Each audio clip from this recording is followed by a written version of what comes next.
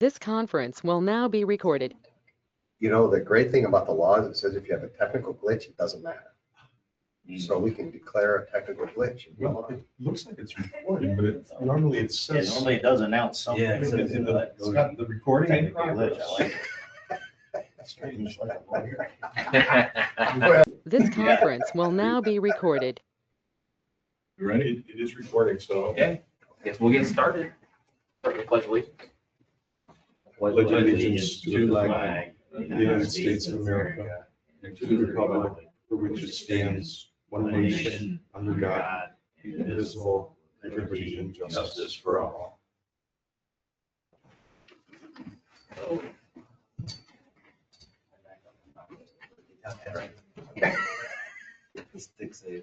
Yep. Everybody had a chance to read the minutes from the last meeting? Now it'll take a minute or two. It's all kind of long.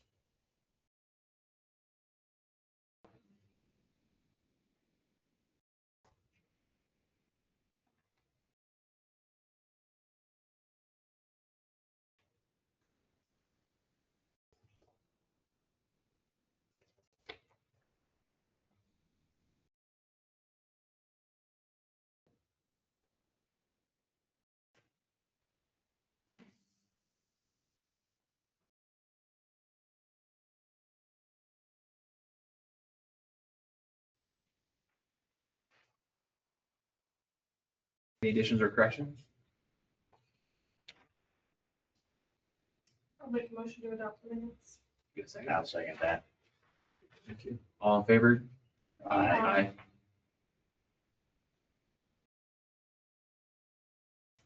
Right. Go on to, I guess, reminder, third Wednesdays now. Sorry about New, Wasn't a big change. All right, for sure. Wednesdays and Wednesday. I had like one night. On to new business, roof proposal by architect Kelty Tappy Design. You've got a copy of that in front of you, and reason it's before you tonight is this is the current state of things, and we had said that we would engage the RDC more as we move forward, and this is the Public Works and Council's desire and attempt to do that. So you have it in front of you. Kurt is actually involved in finalizing the ink on the proposal, where he's back and forth with Kelty on just changing it to the town's satisfaction, and that's almost complete. And so, but the essence of the proposal, I dare say, won't change, the dollars and things like that. So I think the council wanted you to be aware that we're now looking at, and this is preliminary, but this architect, they did a very good job in assessing things here on at least 2 occasions. And they're saying they don't think the work will come in over 900,000. And then, of course, that's all subject to it being bid. And this one would be bid out conventionally or traditionally versus the last time where we bid it through a different system. And that the last time it came in at 1.3 million for a 40-year roof.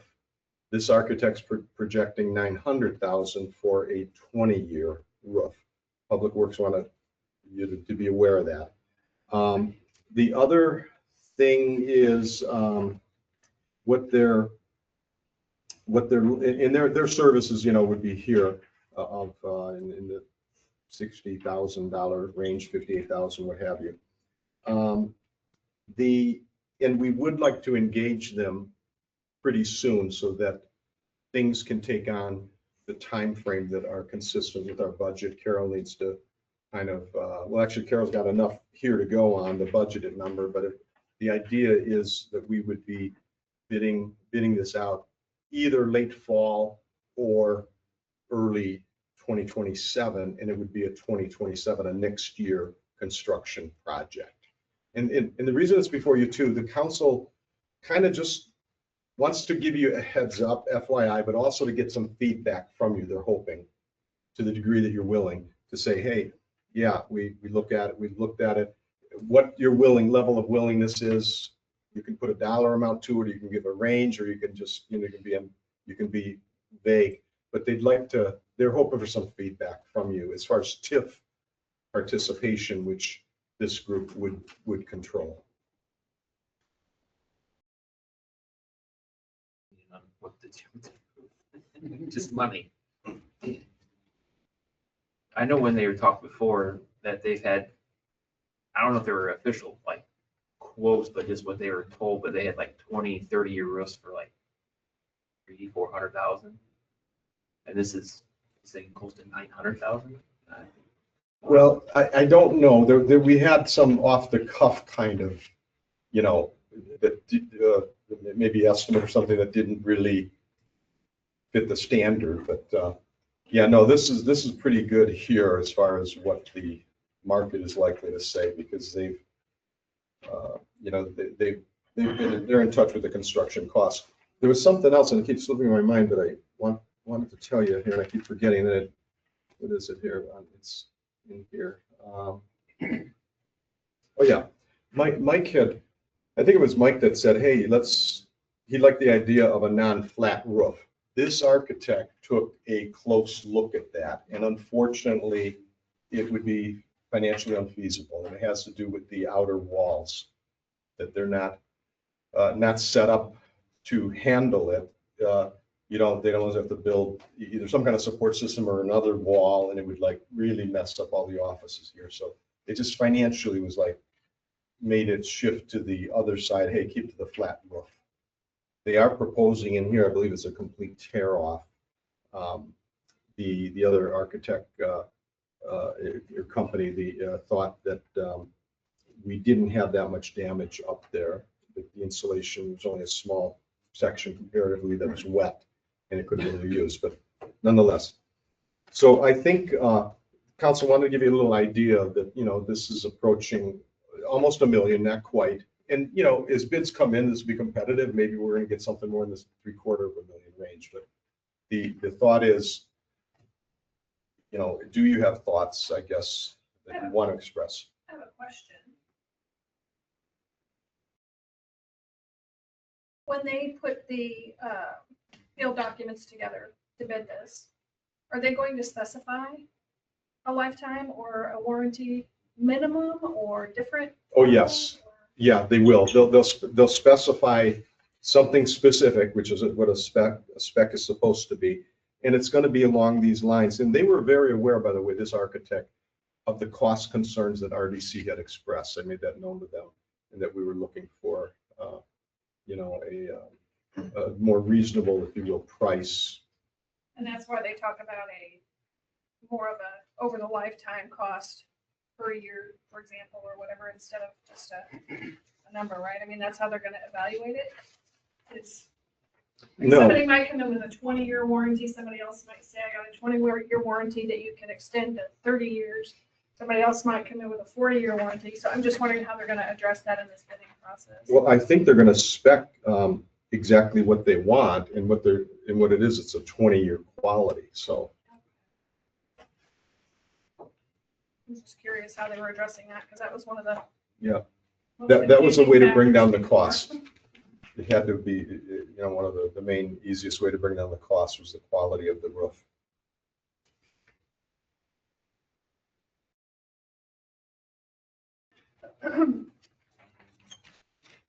So are we being asked to talk about TIF funds to cover this Kelty Tappy proposal, or the No, roof? more the roof. I think they'd like to get some indication, very open-ended, they didn't want to put you exactly on the spot, but they, at some point, Carol will need to know, when we hit the budget season, which is actually right around the corner here in the, what is our, when do we start that? The budget, is it like June?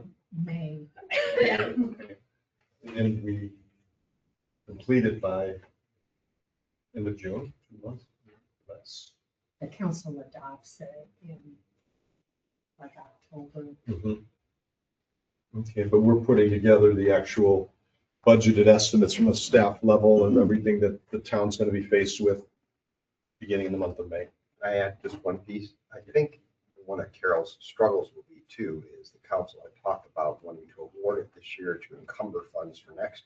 So that will add additional pressure to her, because at some point she'll have to do an appropriation this year as opposed to a budget next year. I don't know how that's all going to come together, but that's part of the need for some kind of determination, yes or no commitment, number, whatever, is because if the council wants to do an encumbrance in 25, carry over money to 26, I'm sorry, 26, I'm already a year behind, into 27. Yeah. Sorry about that. That's what happens when you're 62. She's going to need to know what money she's encumbering. Otherwise, it will be in the budget and you won't be able to award it until 27. But I think the goal was to try to award in 26, encumber the funds for 27, start the project in 27. I don't want to put words in people's mouth, but is that consistent with That's what you're thinking? That's what we. Yeah. So you could do a combination of encumber unused funds from TIP budgets this year towards the project, and then we could also appropriate funds from the 2027 budget. Steve will be working on the TIP budgets pretty soon. So, I mean, those don't have to be done for the, I don't know, he might would you put something in with the April report for 2027? You may not. Yeah, I think we do, yes, yeah. Yep. In the TIF management report, it's both the year, I think this year of 26 and the future year. The one final issue, I keep interrupting, I apologize, that we have to focus on at some point though, is whenever you bid it to award the contract, there has to be money appropriated. And so if they're gonna, if the council wants to award it in 26 and encumber it for 27, there has to be appropriated monies in 26. That makes sense. So, because you can't award a contract without an appropriated money. Yeah, you got to earmark. You got it, yeah. So that's why they need to know what you guys want. No, that's why you're here. Please don't shut up. Yeah. You're just warming up for your presentation. I know, I gotta tone it down. Does it matter what TIF we take it out of? No, that's the great thing, is this building serves all of them, and under the statutes, the power section and your expenditure section, you are able to use both, what is it, 1 and 2, because 3 doesn't have anything, right? Correct. And there's no pro rata. Pro rata applies to utilities and the police, and so based on the percentage of their use, but you can choose all or none or whatever. Well, we struggle spending out of two. Yeah, well, there you go.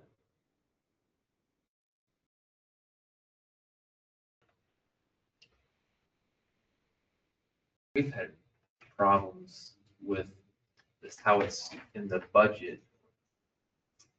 I'm trying to think what it was. These things had to be changed, updated, economic development plan or something like that.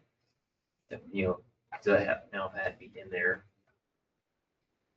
And I'll give you just now I'm starting to project into what I'm going to talk about later, but no matter what you do to spend money, you got to basically have these 7 things. You don't have to write them down, but you got to meet the power section. You got to meet the expenditure section. You got to have an appropriation, and you got to have it in your economic development plan, which is the first plan that we'll talk about in a minute that I have some concern about. It's got to be your annual spending plan. It has to meet the public works statutes, which is why you're bidding it out as a local public improvement.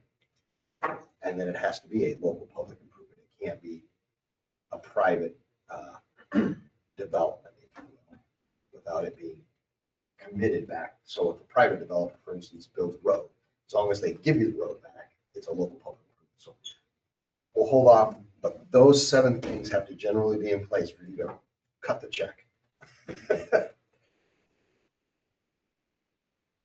Or your extra balances. Carol, can you help me decipher these appropriate, or these reports, the finances? Like, what do we have available in each of these TIFs? Just so I understand what I'm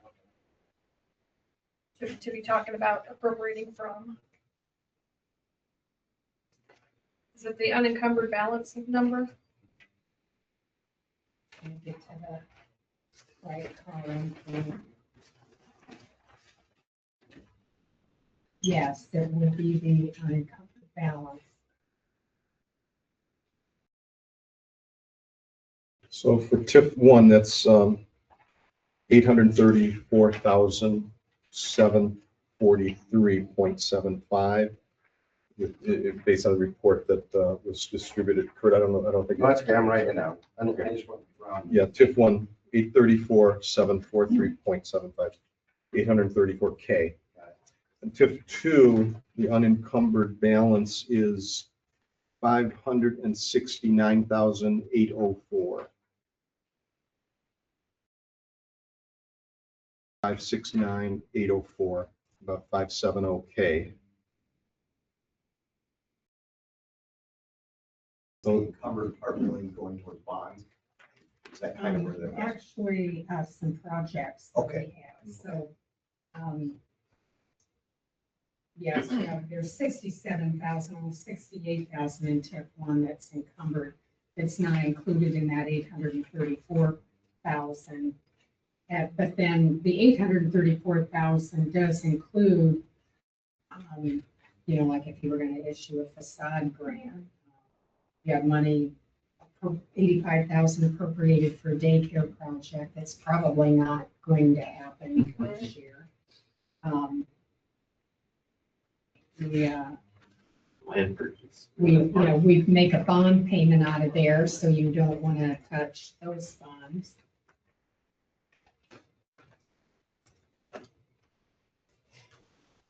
But there is 300,000 in infrastructure.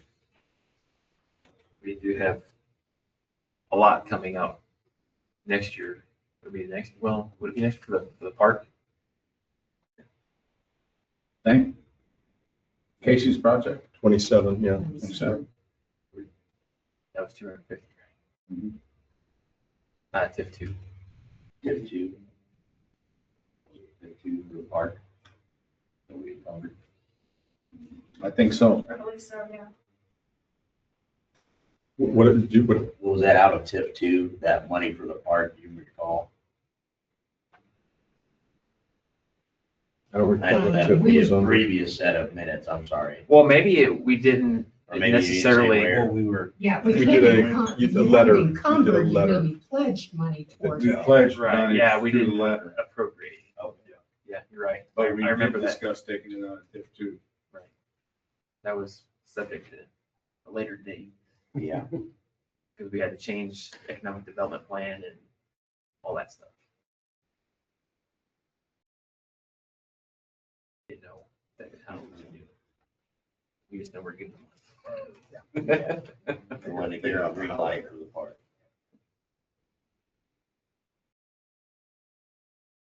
We had a meeting with the developer, John McGill, and that's kind of later. I guess we'd be talking a little bit about that, but we don't know what they would be asking for specifically yet.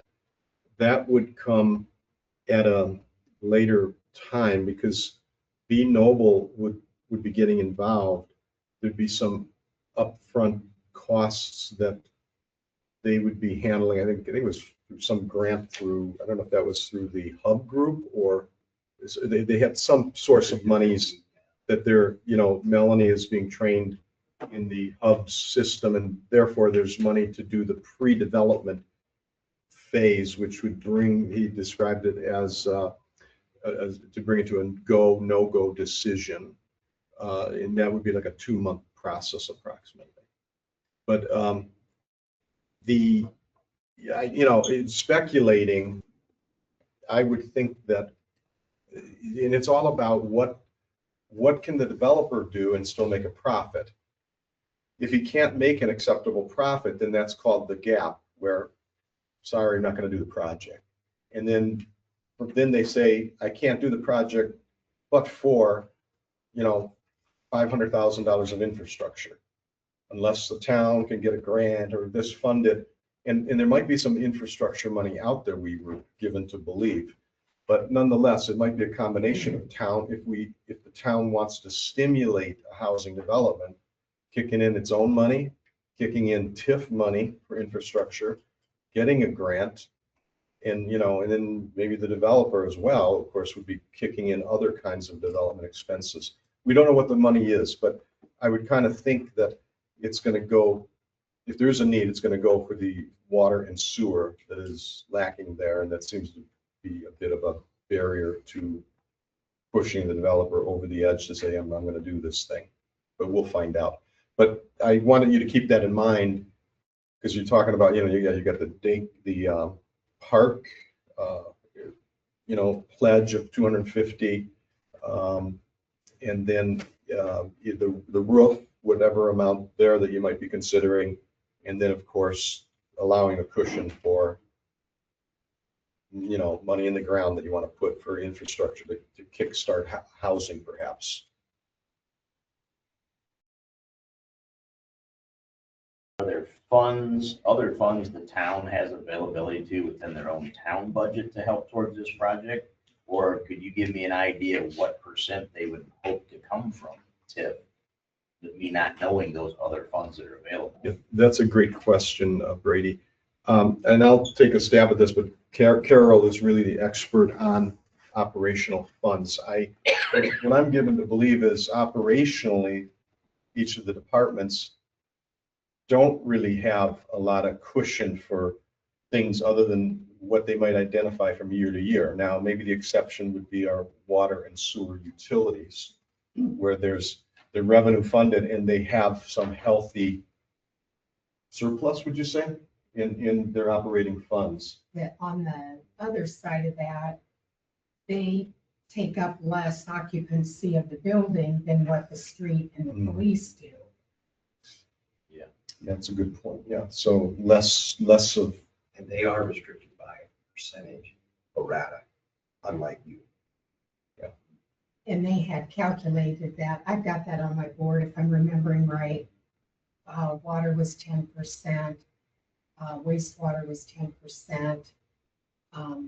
I believe street is 40%. And then, let's see, 60, yeah. Then like these offices here, like 20%. And I believe the police 20. If that all is added to 100, that's.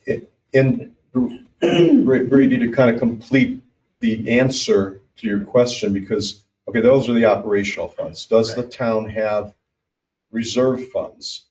I don't think we do, but do we have unobligated cash on hand that's not in reserve funds and that's not, in the operational funds? And I don't exactly know the answer, but I'm led to believe we do. Just that, Chris, the counselor, always brings up, well, we started the year with 16 million and we ended the year with 16 million. So the operating. What's it? 12. Oh, 12. Thank you. I'm sorry. Yeah, that's right. 12. Thank you. And so I've got the quest I've had for a long time. And I think we're gonna hire. Was it this year that we were going to employ which Peter Franklin to do an analysis, kind of a whole cash flow analysis and analysis of the finances to identify what is our unobligated fund balance, is what I had always heard it referred to in other jurisdictions that I've been in. The number that everybody looks at to say that's your healthy savings account, your cushion, rainy day, and what have you. We have a small rainy day fund, right? That's only like 300,000, I think that's something like that. And so, Yeah. what's that? Let it rain. Let it rain. Well, I think as a point of reference, if I remember right, you guys can remind me, but I think the ask that came before us previously for the roof bids was 750,000. Does that sound right? I think so. Or were we asking for all of it? I forget if we had an I don't amount know or why that something. number's in my head, but Yeah. that was the number that Maybe I that's was 750, remembering. maybe 50%. I think it roughly. was. Oh, I see, okay, yeah. I think it was. So, yeah, so, Because the original was 1.5, so they were asking half. And that's when we kind of balked. It was a range. Yeah, sure. So It was a shocking range. Yeah. so, I mean, if you figure Yeah. it went from 1.5 to, let's say 950 or even $1 million. Right. We proportionately reduce Yeah. the ask Yeah. accordingly, then maybe that's one way to think about it. yeah. And then if you tag a number to that, if you say, let's say conceptually, how does 500,000 sound? Okay, well, then you got 250 for the parks, and then 750, and then, and then infrastructure, if you were to be an investor in a stimulating housing development, what is that gonna cost and so forth. And the amount of funds we're looking at, then did we add those two numbers up, the 800,000 and the 1.4 million, basically? What is that? What we're kind of looking at as the unencumbered balance between the two TIF districts, 1.4 million. So if you spent that down 500 for roof, 250, that's 750 already. 700, that's half of that. You're down to 700,000, and then do you have money to really stimulate the housing development? That's before any income on tax money coming in. Yes, that's a static picture right now. Right. And so, Do any of your department heads plan on coming for equipment? I guess we're gonna find out soon. I believe that there's a pledge for the fire department building also. Yeah, that's 200,000 That's a good point, Carol, yeah. Forgot about that. roughly. Yeah.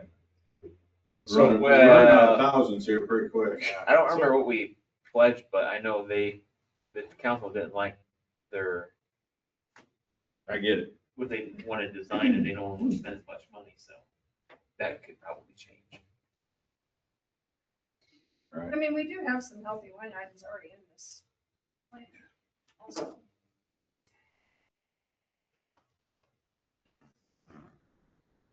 Trying to bleed us dry. Some of the cash that is on hand, included in that $12 million balance, are some community crossing grant funds. And also, we've had pretty good interest earnings for the past few years. So we've had a little over $1 million in interest earnings, which that's great. But when you spend that, we may not be able to recoup that, in the next 3 years. And the crossing money is earmarked, right, out of that balance. Yeah, Yep. there's just under 500,000 right Okay, so now not with that. much, but That you is, kind of have to take that aside from that 12 as well. right, that is grant, that can only be used for the Yeah. community crossings project.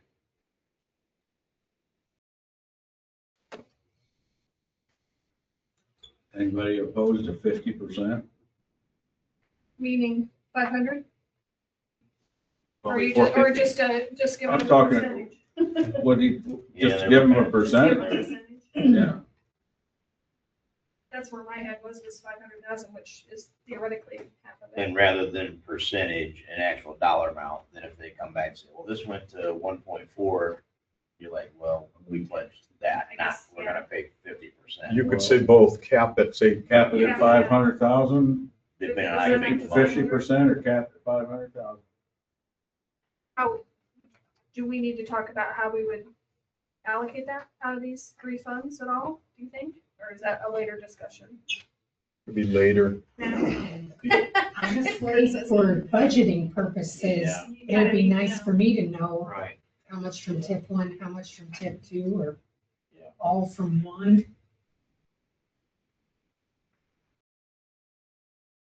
If you're wanting to spend more of tip 2, Yeah. then how would My only hesitation on doing more out of TIF two than perhaps the others is is the park project. Mhm. Well, and also I have to say, but I mean, the housing Yeah. development, now, I don't know, they did say about 2-month process, but when that would start, we're not sure because it's kind of a money thing to fund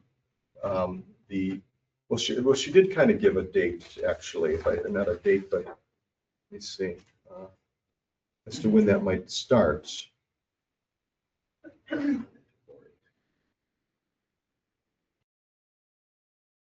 And that, the housing development, well, that potential, that's in TIF 3. Correct. And actually, there's less than $4,000.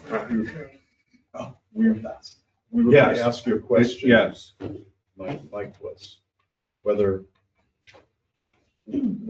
money, if we stimulated a housing development that's located in TIF 3. Can I talk about that for just a minute? Yeah. Okay, keep in mind, I don't know where anything's located, right? Because I'm brand new to this. So what I'm gonna say is gonna make more sense to you than it will to me. Right?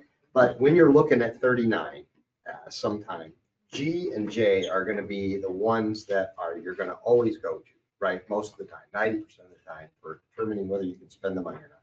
So it's gonna go to this issue Steve's referring to and Mike's asking about. When you look at G, the language says reimburse the unit. When you look at J, it says pay expenses by the commission. So those are different, right? Paying the expenses for the commission is J. So that's if you have an expense, right? And it's much less restricted. Whereas if you're reimbursing the unit, what is the unit? It's the town, right? So if the town has a project, which it'll have a roof, I'm just going to bid it out. If you're reimbursing them for whatever it is, roof, park, whatever, it has to be physically located in or physically connected to the allocation area, which is 1, 2, or 3. If it's your project, it doesn't have to be connected to, it just has to serve. So when you're thinking about where do we pay for stuff from, the cool thing about the roof is it's in the building that basically is what, TIF 1. Yeah. So TIF 1, you'd be reimbursing the unit because it's physically located in. So, but it also, in order for you to pay some more than, if you want to pay for more of it out of 2, the way you do that is part of the contract for that has to be assigned to you so that you can fall under J, so that it's your expense. So if you say, for instance, 50%, it's not hard. The council will just assign to you 50% of the contract, and then you'll pay for it 50%. I don't know how you're allocating is what I'm getting at. If you're doing the 50% and you're doing 50% of the 50%, just know that because it's a town project, you're reimbursing the unit, and it's not located in both districts, right? This building is in 2, not 1. So if you're going to pay for some of it out of 1 or all of it out of 1, it's fine. You're just going to have the council's going to have to assign to the redevelopment commission so you fall under G so that it's serving. It's just a language. Thank you. Yeah. It's one of these kind of things that's legal. All I'm trying to get is, as you're thinking about parks, roofs, housing, all those things, whether or not you have to touch comes down to whether or not it's a town project and you do have to touch, or if it's your project, you don't have to touch, it just has to serve. It's less restrictive for you than it is for you to hand money to the council. But it's not a lot less restrictive. It's just that if you're going to make it your project because it's not in a particular allocation area, 1 or 2 or 3, then if you're giving money to the town for that, they have to assign that portion of the contract to you so that it falls under J. So it sounds like the infrastructure would be fundable Yes. by either the TIF Or all. district it's in, Yeah. or by the one next to it, or Yes, perhaps. but to get to her question of should we talk about allocation? Yeah, because at some point, not only is she going to need to know the number, we're going to need to know if we have to assign any of the contract for whatever the project is, roof, park, housing, to you so that you can fit under the serving language, not the physically connected to language. So, but then also then moving ahead with the thought of this, RDC kind of needs to kind of consider that, any money in the balances that you have can potentially be used for housing development. So you kind of want to keep enough there too. And unfortunately, I couldn't find the date when Melanie is maybe supposed to start. She said the funds She have said just it was been, about 6 months after the training is completed. Because she said that she has to do the training. Yep. And then it's about 6 months after that that they would come back. oh, Yeah, she did say You're right. 6 months. Yeah. 6-month process to become its own housing resource hub. Yikes, that's a ways off. I thought, for some reason, I had 2 months. Oh, she's gonna- Steve.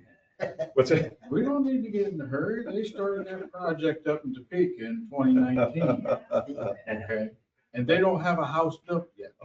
They started that same project in Shipshewana before that, and it's dead. So just keep that in mind. Same group. So, whatever, sorry. You gotta tell me. Gotta have hope that it'll go. Information, yeah, Yeah. taking it in. But yeah, the point is you can spend the money out of either or both as long as we can fit within G or J. And if we find that it's not physically connected to a particular allocation area, that's not hard. We just have to assign that portion of the contract to the unit, to the redevelopment commission, so that it's your project on that piece. And I know I'm new this year, but that in itself, what you just did verbiage wise is, I think, what I was starting to hear, wondering, can we get from this? Can we get from Correct. that? Yeah. And we just got it tonight, which is Yeah. excellent. That's excellent. And the other thing to keep in mind, I mean, because Kurt's here, he's going to address this soon. Yeah. RDC is about, as Lori was, hammering, economic development, and Yeah. everybody, we want to get back to that. Yeah. I hate to say it, but I mean, housing is in that category. The park, in my opinion, is in that category. Is the roof, maybe not so much. So No, but it's necessary. it's necessary, you're right. It serves. But keep your percentage in mind then, that you don't want to, shoot yourself in the foot, so to speak, and you come to need RDC for economic development for housing, and we're like, oh, sorry, we don't have the money. We'd like to do something, but. Well, and this kind of investment in this building, should it go forward, obviously says this building meets the needs of all departments that meet out here. It's not like, well, this is getting pretty bad, but we can tear that part off for less money and we can keep the offices, but we're looking at a new building at this location. There's no talk of that. I'm just asking for how we got to here. This is the spot to invest in. It I remember is, when we used to have things uptown, then we're out here. I think that's And- why I'm asking that. and we still have the uptown building, and That's a big investment. they right now, the council kind of saying, we want to keep it, they want to develop a committee to kind of see Yeah. what uses that could be, but we don't envision it for any municipal use anymore. Yeah. This Public Works Committee had said is it for the way foreseeable future. Thank you.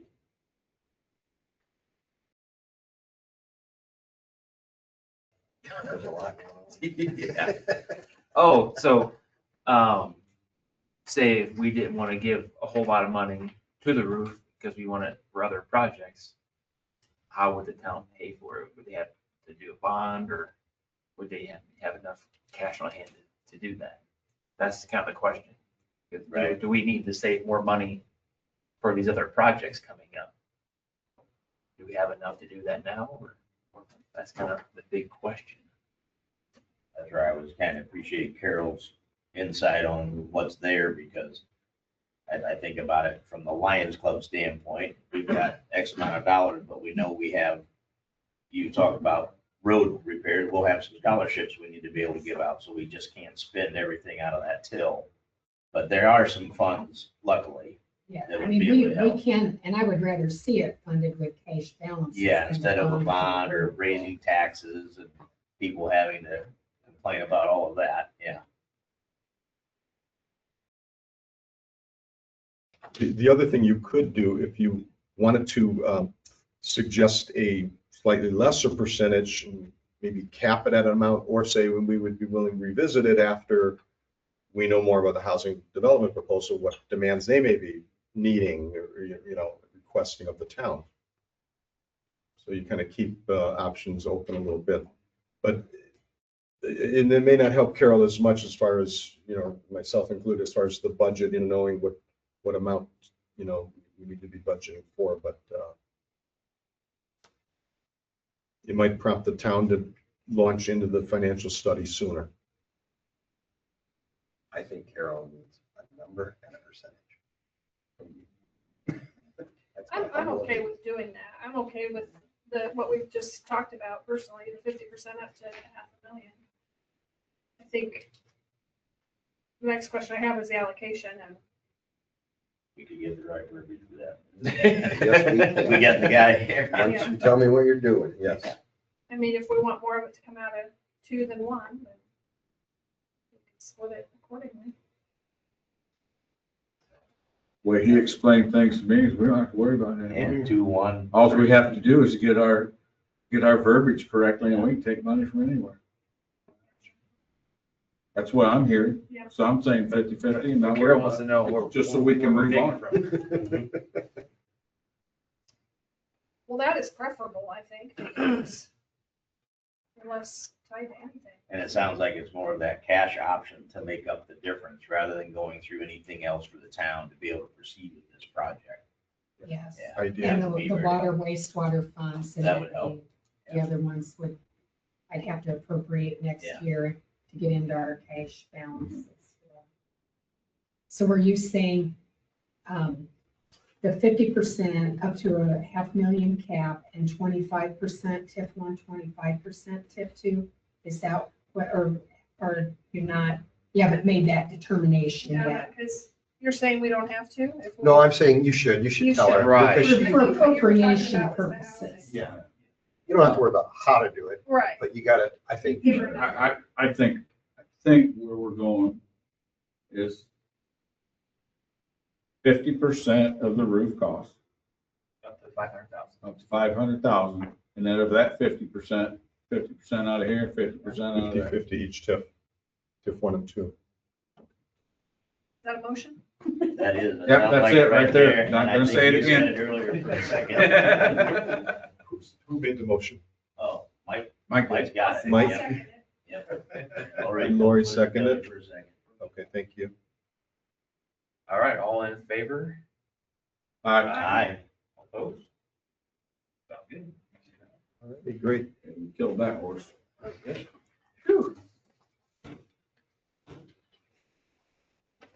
Next is I am gonna make a note, so I don't forget, that if the council, so this is, I'm saying this for my benefit and yours.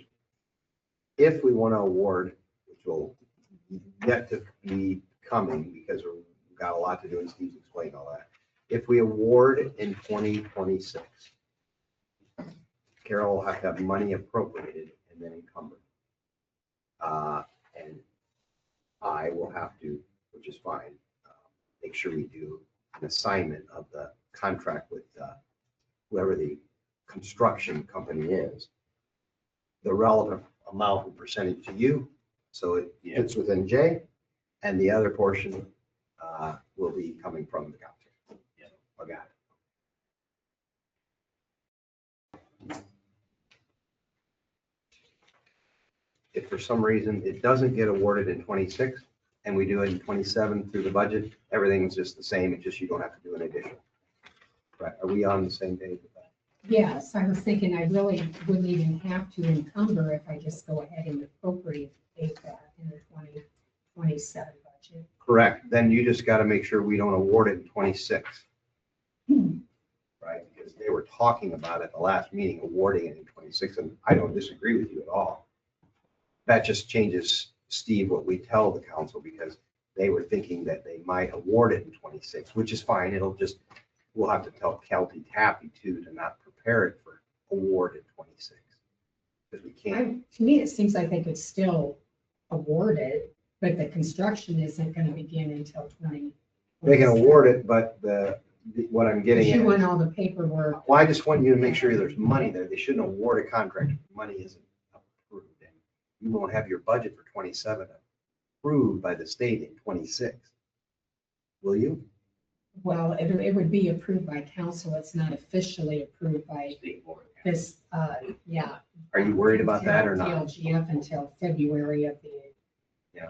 other year. Okay, well, if you're not worried about it, I'm not. That's more your issue. I just wanted to I protect guess you. if there's money there that we haven't spent, I could go ahead and encumber it. Okay. But what I'm thinking is that would probably end up being like, I'm gonna go ahead and appropriate for it, or we should, in 2027 in case we don't have funds I agree. left in 2026. So it's gonna look to you guys if we end up encumbering, like I've allocated it twice. Twice. Yeah. Yeah, but it's not. You're just Right. putting a fence around it twice. Yeah, protect it. Yeah, okay. Okay, Sorry, no, I just wanted to we all make need sure. to be on the same page. Yeah. And that's how you get Uh, the communication. Okay, beautiful. That one. That's on you. You've Yeah, got you're your little presentation. Oh my gosh. Say it on the stage. Well, first, thank you for letting me be here. I'm honored, really. I know you not only altered the whole schedule of everybody, all of you, everybody, for me to be here. So it's a privilege, and I greatly appreciate that because I'm very passionate about this stuff, if you can't tell. So, but I also have other people I have to go meet with in the evening. And so I'm thankful I can be here and that you allowed me to. And I will come whenever you want me to, but I won't come if you don't want me to. So the bottom line is, I feel like I work for you, not the other way around. I don't want you to think my comments, my ideas, my suggestions, you have to do them, right?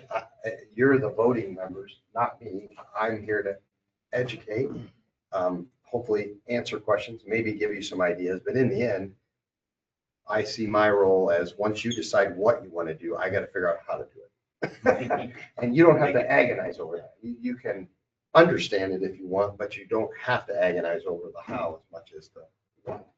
And I don't do the what, I do the how. So anyway, thank you for letting me be here. Steve, too, for incorporating me and all this. I thought I would give you just maybe a 40,000 foot view of what I see right now, because there's some things I just don't know. And I'll share that with you, and everybody can push back as to where I'm wrong, and that's good. But if you don't understand what I know and what I don't know, then the things, it's like a computer, right? It's garbage in, garbage out. You're going to get bad information. So I want to share what I think I know, and then you can educate me where I'm wrong as far as what happens here and how things are done. Because I've done really very little due diligence in understanding the town's redevelopment commission here. I understand the law, I think, very well. I understand the finances very well. I don't understand your specific entity and how it's been set up and created very well. And I'm not here to criticize it. I'm here to try to understand it so I can point out to you maybe where there are things you might want to consider focusing on. And that's it. You decide the priorities of all that, not me, right? So with all that, I'm going to start with the conclusion first, and then I'll back up and kind of go through some of the things. So Steve said he wanted me to come up with some ideas generally, and I think he wanted me to focus more on the housing side, and I do. But in order to do that, I got to share with you some thoughts that I have about generally speaking, because to get to can I spend it on this or can I spend it on that, you got to understand the structure of what a redevelopment commission is and how it works with the council, how it might work with the redevelopment authority. Do we have a redevelopment authority? That's okay. That's good because that's one of my ideas. But anyway. Okay, so I'm going to tell you my ideas first, and then I'm going to give you some support for all those, and you can say, and I don't. It's going to be a lot, so bear with me. I figured after tonight, Steve will help us and you determine what, if any, of these priority or of these ideas have priority. You want to throw out completely, or you just want to come back and talk about. Right, that's okay. I don't want you to think I'm telling you what to do. I feel very privileged to be able to share this with you. So I came up with how many, generally speaking, just by reading what I have. And I don't have access to your plan documents much. I've got some. Steve's given me what he's been able to find, but I came up with 9 ideas. So I'm going to give you the conclusions first of what the ideas are, and then we'll go back and talk about general why did I come up with those ideas and how do they relate, and also how it relates to these 2 statutes that I gave. So So my ideas, first one, and not in order of priority, it's just in order of how I thought through this, was I think that it would be helpful from a housekeeping perspective to, and it sounds self-serving a lot of this because you'd have to pay me or somebody else to do it. So I understand you don't have to have me do it. You can have any other redevelopment commission attorney do it. But I think somebody ought to get a handle on what the economic development plans actually look like. What do we have? What do we not have? And I humbly suggest they all ought to be amended to be more flexible, broad language that gives you, so you don't have to agonize over whether it fits or doesn't fit, because that's silly. We shouldn't be doing that when we have language that allows us to really do whatever we want as long as it's economic development oriented. There is some statutory limitations, but it can be made more broad. It also can add clarity. For me, the biggest fear I have is if we're ever asked to give an opinion about whether it fits within those 7 things that I told you have to be able to spend money, is I'm going to look at you and go, I don't know, because I don't know what your plan says and where is it. We all ought to have a book that has all the plan there, and it ought to be easy to access. And we all ought to be able to quickly grab it, like instantly. It ought to be something we know, right? And I'd like to put you in a position where you have that and clean up old documents by having new plans that are amended for the 3 allocation areas. And when you do them all together, you have economies of scale. And I'm going to give you just a little bit of a precursor to the other thought is, if you do it before June 30th of 2027, why that date is important is because if we do end up having one of my other ideas, which is going to dovetail with the presentation by Ryan Chasey in the housing with John McGill, is they're going to want a residential TIF. And I'll explain that later on. But if you do all of this, you can incorporate the residential TIF into the amended plan. And it's a much more abbreviated process if you do it before June 30th of 2027, because after that day, the law changes dramatically and it makes it a lot harder to do. We don't have to have school board approval. We don't have to have lots of things. There's, which I won't bore you with, if you do it before June 30th, 2027. I don't know that you're going to want to do a residential TIF. I'm just saying you've got time to think about this. You don't have to decide to do this today, tomorrow, or even a year from now. But if we're going to take advantage of the residential TIF statute, and if you agree that amending your plans to have a clean, broad, flexible, current law-based and clear, definitive EDA plans that you can all look to and understand and say, yep, it fits within it or it doesn't, and not have to agonize over whether it doesn't, pay somebody to figure it out. I would try to do it before June 30th of 2027, because we can then decide whether it fits in the residential TIF mold for John McGill and what's his name, Ryan Chase, right? Yeah. So that's one idea. I have a quick question on that. Okay, yes, ma'am. If we were to say, yes, we wanted to do that, how far back up do you think we would have to go to start that process? Great question. And I'm going to answer it with, unfortunately, it depends. If we don't do the residential TIF, it's relatively quick because I don't have to have new maps. I don't have to have tax impact statements from Jeff Peters, Reed and Peters, or I guess it's Peters and Franklin now. Yeah, I go so far back, it was Reed and Peters back then. But anyway, the point is, if we don't have the residential TIF component, it's not that far back. If we have the residential TIF component, then it brings in John McGill and Ryan and all that, and tax impact statements, and it makes it a longer, more difficult, expensive process. So it's a good question though, because you have to think, all right, if we do this, do we want to wait till that's developed, but not wait too long to miss the June 30th deadline, which is going to be here faster than we think, right?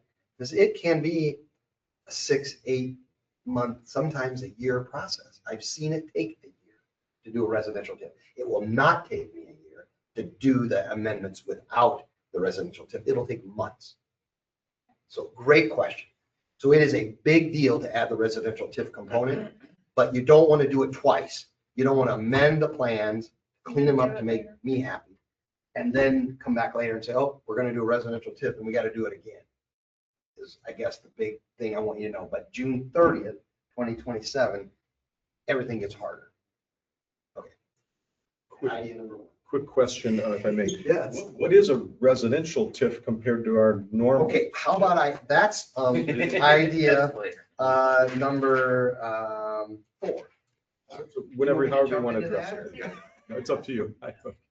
I'm just gonna follow my. That's fine. But we're gonna get there, Okay. so, okay. No, it's okay. You don't have to stick to this. And I don't really know why I came up with these ideas in this order, it's just how my brain kind of whacked. Well, and what you just suggested of the housekeeping, this came up Yeah, months ago. oh, here it did, okay. Yeah, I don't, maybe you weren't here at the meeting on that, but they knew about, I think, your concerns or something, and Lori was the one really suggesting. The Let's last get- time it came up, the residential TIF was so new that they were talking about expanding it from 20 to 25 years or something. Yes, and it So is, that's where, yeah, it's I currently don't even think that had. Well, I mean, coming up with the economic 20 years development now, plan 20 was years. so, we couldn't find it and. Oh, that was because the park Okay, project. yeah. Like, So- there is some, like, there's some I found in the email, prior emails, but that was only for one of the TIFs and not the other one or something like that.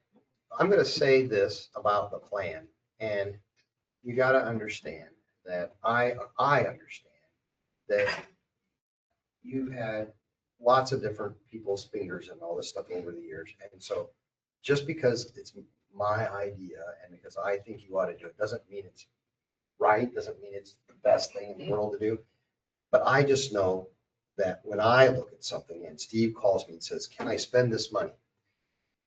I got to go through those 7 checklists, right? And if one of them, I can't find it, is the part in the EDA plan, then it's a problem. And to me, that's the easiest thing of all. And the language in the EDA plan the law has changed over the last 25, 30 years. I mean, I set up the first ones in LaGrange County and Shipshawana, and the language I used back then is horrible. I mean, I admit it, because we had this much language and it just said, blah, blah, blah, economic development.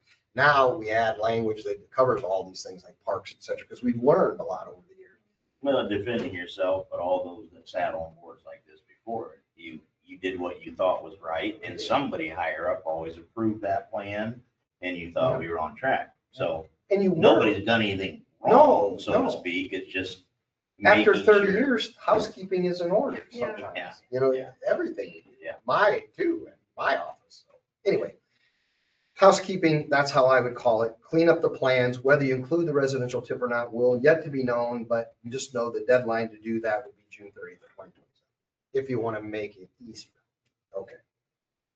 Idea number 2, this is what I call pruning your tip, which is kind of weird, but it's like pruning the trees. You want to get rid of the dead wood. Why? Because TIFs that have, and maybe you don't have this here, but a lot of the redevelopment commissions I work with, their financial advisors can, and their town staff can identify properties that are not increasing in value, but are decreasing in value. If you have a property in any of your allocation areas, 1, 2, or 3, that is going down significantly, let's say there's a place that's, needs to be demolished or whatever, and the assessed value has been going down, that actually fights against your increment. The way the calculation works, it takes money away from the redevelopment commission. So you prune these periodically. Some redevelopment commissions do them every 5 years, some do them every 10. I suspect you've never done it, which is not a criticism, it's just a reality. If you're going to do any of this housekeeping, one of the things you might look at is, do we have any significant, because it costs to do it, significant properties that have gone down in assessed value that should be demolished, are horrible for increase, because you only capture the increment, the increase, right? And if they're going down the way the formula works, it takes away from the increment. So if you have a building that should be demolished here and a building that's going up in value, you're getting the increment, but this is going down, it's taking away, it's fighting against you, and it hurts your increment value when you are going to do the calculation at the county level, which is who gives you your money in the first place. So just think about that. I know a couple years ago, they started to work on some blighted houses that were just in bad shape, in order to do something, or they'll do something about it, but. And houses, we don't have to worry about as much, Josh, because Right. they don't count towards our income. I know, but it's something they were started to do, but it didn't really go very far. If there's a commercial building in one of your, and I don't even know, because I don't know these tips well enough, But if you drive around and say, yeah, there's a building in our TIF that's horrible, I don't have an Maybe there isn't. impression that we really have good. that issue. Not yet. Then that's Not not a yet. priority. Then that's I do not a have a question priority. about it though, if Yeah. there was a yes to that, is that just a boundary change? I mean, you Yep. can't pluck out Right. parcels, We have to right? change through, yeah, it's You gotta exactly change right. the It's amendment boundaries. to the boundary. And we go through a process, plan commission approval, hearing, all that stuff to do that pruning. Woodburn, for instance, that's a big client of ours. They have a redevelopment commission and they have constant commercial buildings that are vacant and they're in trouble. And so we're constantly pulling things out. Makes sense. Yeah. I say Just never thought constantly, about it. every 5-10 years. Makes sense. What do you do about not-for-profits? Not-for-profits don't help you at all. And so you don't ever capture their increment and you hope they don't land in your allocation area. You try to discourage them from doing that, just like you try to discourage tax abatement in your allocation area because it eats up your increment. Okay, It makes sense. moving on to idea number 3. This is an idea to save you money. How about that? Before I can tell you how to do it, you know, these are the deadlines for your reports that you're required by law to do. April 1, your clerk treasurer is required to prepare a fiscal report and give that to the redevelopment commission. By April 15th, the redevelopment commission has to prepare a TIF management report. You have to approve it, upload it to Gateway, blah, blah, blah. By June 15th, you have to have made a pass-through determination. That is where you decide how much of the increment to capture every year. One of your plans says you capture 50%, the other one says some 100%. Anyway, the point of it is you have to make that determination every year. Usually that's what Jeff Peters and Nicole Franklin help you with, and you make a decision and you upload that to Gateway. That's how you know you're going to get your money the next year. If you don't do that by June 15, you don't get your money. And it just goes back to all the units, right, pro rata. August 1 is the TIF neutralization calculation that has to be done to basically balance everything out based on how the assessed values are in the broader community. December 1 is your annual spending plan that has to be done every year. And it has to be approved by December 1 and uploaded to Gateway. And I'm sure you do that every year. And then annually, you have to do that presentation to the taxing units where you invite them in. You have to give them their tax impact study showing how it's impacting them. But all of those meetings don't have to be separate. They can be combined into 1 or 2 or 3 or 4. Most of my redevelopment commissions now combine all those meetings into 2 meetings so they don't have to meet so much and spend money having all that infrastructure to do all those things. But it takes coordination. So for instance, usually the April 1, April 15, and June 15 reports and requirements, they all try to do by April 15, even though the other one isn't due till June 15. But you have all the information by April 15 to make the decision by June 15, so that you don't have to have a meeting, unless you want to have a meeting every month. You can limit your meetings by combining those 3 together as one. You can even add the annual tax presentation to the pre-June 15th meeting. You can have 4 things done. The only thing you can't have done is the TIF neutralization and the December 1 annual spending plan. Usually you're not ready to do that, but you could combine literally all of those together, every single thing, except the August 1 neutralization calculation. You could do them all before June 1 in one meeting, but it takes a lot of coordination. A lot of people have to come together, Reedy and Peters and Franklin, Carol, probably if you had me do it, help, and Steve. But all I'm trying to say is that's an idea for you to consider. You don't have to do all those. Okay, we got a meeting to this, we got a meeting to that, we got a meeting to this. You can think ahead and do all those meetings together if you want, as long as you do them all before June 15th. Okay, move on. Idea number 4. Here we go, Steve. This is what you want to talk about. So, a residential tip. And this has a lot of variables. So I'm going to try to be very generic and know that there are a lot of exceptions, but I'm going to try to give you a general discussion as best I can. I had said to Josh, you don't capture increment from housing. That's true, generally. There is an exception. You can create a fence around an area for instance, a housing development that's coming, where all of the increment from the houses is now captured. And you can keep that and do that under what's called a residential TIF. And to do that, we used to have school board approval. We don't anymore until June 30th of 2027, which is why I throw that date out to you. And you can use that increment from that potential development to either reimburse a developer, or you can do a bond, as Carol has pointed out, that the developer can buy, which essentially lends your tax exempt status to them. So they are essentially financing their development or parts of it, roads, streets, anything that's a local public improvement, remember, that's bid out, spec'd out, and done according to the public works statutes. You can use that projected increment to essentially help the developer. It's an incentive for the developer. And that's the gap they want, Steve. They want to know that they haven't said this to you yet, but that's where they're coming. They're going to come and say, our gap's 500,000, whatever the number is. We want a residential TIF so that we can capture all that increment. You can collect it for us and you can give it to us at some point in time, or we'll pay for it up front and you reimburse us. There's two different ways. One way is better than the other, and we can get into, if you want, all the particulars, but the point is, it's a tool you can set up an area where you can capture increment from housing. You can use that money to help the developer. You can use it for infrastructure. And interestingly enough, another idea, it's idea number 6, you can set up a financial assistance loan program where you can actually give people that fall within the poverty guidelines, which is a real big number now. It's like 100 and some thousand dollars in income.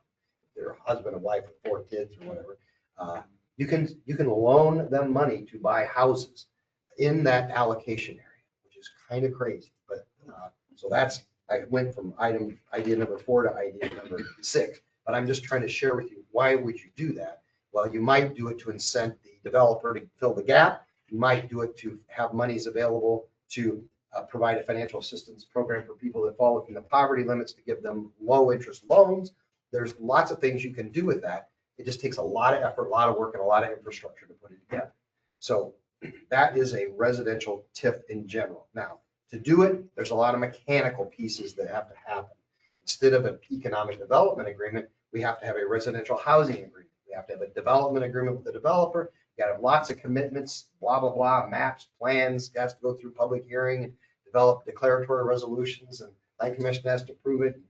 You have to have a confirmatory resolution, and calculations have to be made and all that, but it definitely can be done. It is done. People do it all the time. That's what they did in Topeka that Mike was referring to. That's what we were trying to do in Shipshewana, but we could never get a developer to pull the trigger, and they ended up losing a couple $100,000 playing around with redevelopment costs, and they finally said we're done. So the biggest danger and the biggest dilemma, and I'm going to give you a real example here in just a minute. See why it takes so long. Yeah, it's a lot. Do they last as long as a regular TIF? That's a great question. It currently, I just want to make sure they didn't change it. Residential, 20 years if it's for residential housing, it's 20 years. Now, most of them do it for 15, and I'm going to explain to you why. And I'm going to, without identifying who the client is, because I can't do that. I'm changing some facts a little bit. I'm working with Jeff Peters, with Reedy and Peters. We're doing one right now.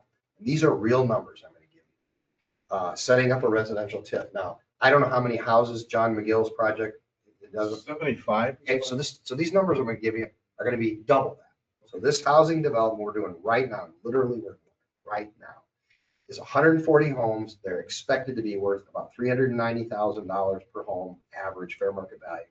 When you run all of the calculations, the homestead credits, the supplemental homestead credits, the tax rate in that particular area, et cetera, after you deduct cost of issuance, which is lawyers and financial people and et cetera, assuming an interest rate of about 4.5%, which is what a tax exempt interest rate would be about today, it generates a net of about 1.7 million for infrastructure. Because how do you get that money? You run all these calculations, you project out, you get commitments from the developer, and you sell these bonds, which we don't like, right? But it's a way to do it. Who buys the bonds? Nobody, because nobody's going to want to do that, because they're not going to know that this is ever going to happen, except the developer. So the developer, John McGill, would say, I would assume, I'll give you the 1.7 million. You're going to pay me back over 20 years as these houses start to grow. that is a great deal for a developer because they can get tax exempt financing and they can control how fast they get paid back based on how well they sell their houses. We're not in charge of that. We don't have to deal with selling houses. That's exactly what we're doing in another community right now. It is a big project though, and it's the one that we're talking about. If you're going to do it, you kind of want to look to that June 30, 2027 date. But for a house, so if you take 390,000, I don't know what their houses are projected to be. This is 140 homes. It nets about $1.7 million. So if you cut that in half, that's what number you're looking at. The biggest negative of a residential TIF, I think you said it was, it takes a long time because how long is it going to take to sell all these freaking houses, right? Because you don't get a dime until they sell. And usually it takes 5 years. So what we have to do is borrow, this is a dirty word, capitalized interest up front. We have to basically borrow the interest up front. So because you can't pay it back until they sell the houses. So for whatever you think that projected period of time is that you're going to have the houses being built, you got to borrow that interest too. And so that's why the amount of the, even though in our case, the gross proceeds is $2.5 million, we got $800,000 in costs, capitalized interest, et cetera. So it's a big lot of fluff to get $1.7 million. So that's the biggest negative. The second biggest negative, it just takes a long time because you may never sell these houses and he may never get paid back. And one of the things we put in that bond that he would buy is you're only getting paid back out of the increment for 20 years, whether it's 0 or $10 million. If it's more than we owe, we get to keep the rest and do stuff with it. If it's not enough, you don't ever get paid back, John, or whoever else the developer. Sorry. All of that is why a few years ago when Jacob was here and we looked at it a lot through the EDC, wanted to be one of the first, actually Stefan was the one that was really going after it. We had London Whitty do an Oh. analysis for Yeah. residential TIF, and it was deemed to not be. Right? It was going to be just what you said. Yeah. The return on investment wasn't there. And that's why I remember there was some discussion about possibly revising it to 25 years to try Yeah. to give enough time to make sure you're gonna get it developed. But I mean, we have infrastructure in place and lots not being developed, right? My In neighborhood. the Village of White Village of Oaks. White Oaks. Yeah, You have it in Rolling River Bluffs. yeah. Yeah. So, Well, I don't know how much infrastructure's out there.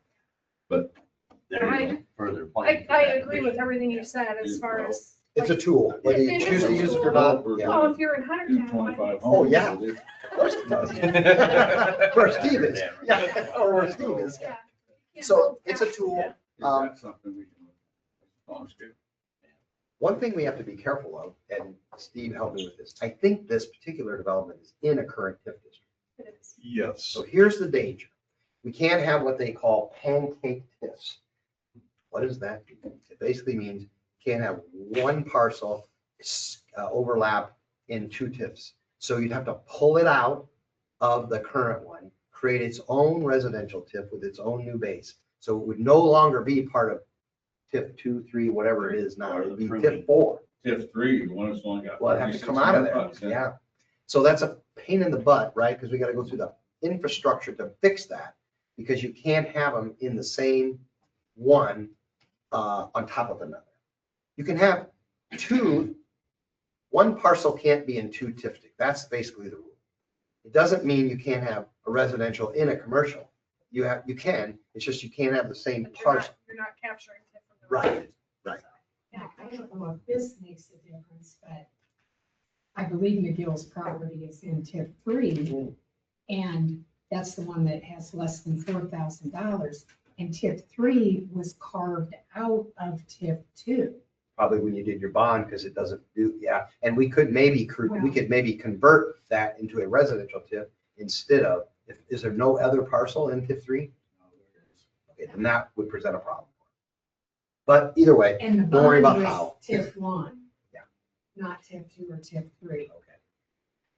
So Once I don't again, know how that- Once you decide priorities, don't agonize over the how. That really is my job. I mean, or somebody like me. They want me to do it. Okay. Idea number 5, I touched on it a little bit, and this has nothing to do with residential tips. This has to do with commercial. If you have a project that you want to build something, and it fits within all of those 7 things I told you about, but you don't have the money up front, You can build it based on anticipated TIF revenues. And this is going to, once again, be a dirty word to Carol. You can use a bond or a lease, and we do it with a redevelopment authority. How do we do that? We set up a redevelopment authority, which those of you that have dealt with school boards before, it's like a building corporation. It's a 3-member board. It won't be any of you, and that 3-member board will be given real estate. That 3-member board will take that real estate. It will sell a bond based on lease payments they're going to get from you from your TIF increment. And that lease payment, there's a lease between you, the redevelopment commission, and the redevelopment authority. You're going to lease back from the redevelopment authority this land with whatever they're going to build on it. They're going to sell that lease payment amortization over years out on the market based on if the rent's going to be, $50,000 a year or $100,000 a year, whatever it is, that has value on the market, and the market will give you money upfront based on the lease that's in place that's a long period of time, 20 years, 25 years. However much that is, you take that money then, the redevelopment authority does, they build whatever it is you want them to build or put in whatever infrastructure you want them to put in. The lease goes for however many years until the bond is paid off to the person that bought the bond, which would be off the market, a private owner. And then when it's over with, the redevelopment authority gives it back to you. And you now own it. So I just want you to know that's available to you. It's complicated, but it allows you to avoid the debt limit that is incumbent upon a municipality, and it allows you to basically take TIF increment and build stuff based on, by bonding based on the TIF increment that you're leasing back and forth between the two. Why would you do that? It's because you have debt limitations at your level, whereas if you do it this way, it's outside of the debt. So I just want you to know a redevelopment authority is a way to do it, to allow you to sell bonds, to build, and to lease back to the redevelopment commission. Ultimately, at the end of the lease, 20 years, whatever it is, you get the property back. Lots of examples I could share with you about that if you wanted to get into ones we've done before. Can I ask a question? Yeah, please, you're in charge. What's the advantage of establishing a nonprofit local development court, which I know 2 of our communities in Noble County have done in lieu of that to do development? Like if they're building an industrial park in Ligonier, the Ligonier Development Corporation was created as a nonprofit to do all of that. Or is it similar? It's the same thing. Yeah, the only difference is it's like a school corp. So I don't know who did this bond over here, but a lot of times when you do bonds for school corps, they have debt limits too. And so what they'll do is they'll set up a building corp. The Central Noble School Building Corp, and the Central Noble School Building Corp will add on, and they will they'll sell a bond to the public, and that bond is based on the lease rental that the school will rent from the building corp. And so that lease rental amortization has a value, and they'll sell that bond. The bond will then go to a trustee. The trustee will take the lease payments to pay the bond. When it's all done, the building corp will give the property to the school corporation, and they'll go away. And that's the same thing with an economic development. Same concept as a redevelopment authority. The big difference is you have control over the redevelopment authority because it's in-house versus that which you don't. That's the only real big difference. The redevelopment authority is something that the council would appoint if you ask them to do that, I assume, and they would control the people that are on there. Okay. Yeah, this is fun. I don't know if fun for you. It's fun for me. Idea number 7. Once again, none of these may be any good, and this may be one of them that's not good. I am shocked that there's not a town council person at this table. Why? I don't know how it came about, but all of you are appointed annually except for Robbie, Barry, or whoever. Barry. Yeah, he's got a 2-year appointment because he's on the school board and he's not voting, right? And that's what the law says. But the law says that you can have a 5-member board or a 7-member board. But I am, and I don't know if you get paid or not to sit here. What's the answer to that? Yes. Very small Okay. stipend. Most Get redevelopment rich. commissions do not, and here's why. Once you're paid, you fall into that lucrative office prohibition, so you can't serve 2 lucrative offices, and it taints you for serving in other capacities, right? So most of my redevelopment commissions do not pay their people, so that their council members can sit on here, and they usually put 2 council members on a board. Why? Because then you have a direct liaison, a funding source, a legislative person that can actually give you input that's necessary, and they can sell what you want to do to the council, and vice versa. Don't change it, but you could have a 7-member board and add 2 council members to it. That's within the control of the council, not you. And whether you get paid or not doesn't matter to me, but getting paid does trigger that lucrative offer. So whatever, something to consider. Another, these are little things now. I don't know if you have these or not, but it is typically normal for a redevelopment commission to have bylaws, how they govern themselves and what they do and can't do and how they act within themselves internally. If you do have them, I would love to understand them. If you don't have them, you might consider the possibility that it's not critical of developing them and an ordinance that formally adopts that, et cetera. The final thing then is, and I think Carol's already alluded to this too, I have never worked with a redevelopment commission, and this is not a criticism, where they don't have a 5 or 10-year fiscal plan prepared by their fiscal financial advisor. You know that you have the ability to pay for legal, financial, and engineering fees out of the redevelopment commission. You can't pay for operating costs, so you can't pay for employees and things like that. You can't pay for Steve, can't pay for Carol, can't pay for staff, but you can pay, whether it's me or anybody else, legal, financial, and engineering to do work for you. I would highly recommend, probably as high, if not higher than the first thing that I recommend, you have a 5 or 10-year fiscal plan at this level, not just at the council level, which is what I think they're talking about doing. Because I don't know how you can make decisions without having a fiscal plan. And it doesn't have to be a big deal. It basically just means Jeff Peters and Nicole Franklin have looked at what you have. They've analyzed it. They've listened to you talk about what your wish list is, and they've come up with a plan so that you can project out for the next 5 years. So you're not guessing. I'm done talking. So those are my half-witted and, oh, I'm not going to do that. What I gave you here was powers and expenditures.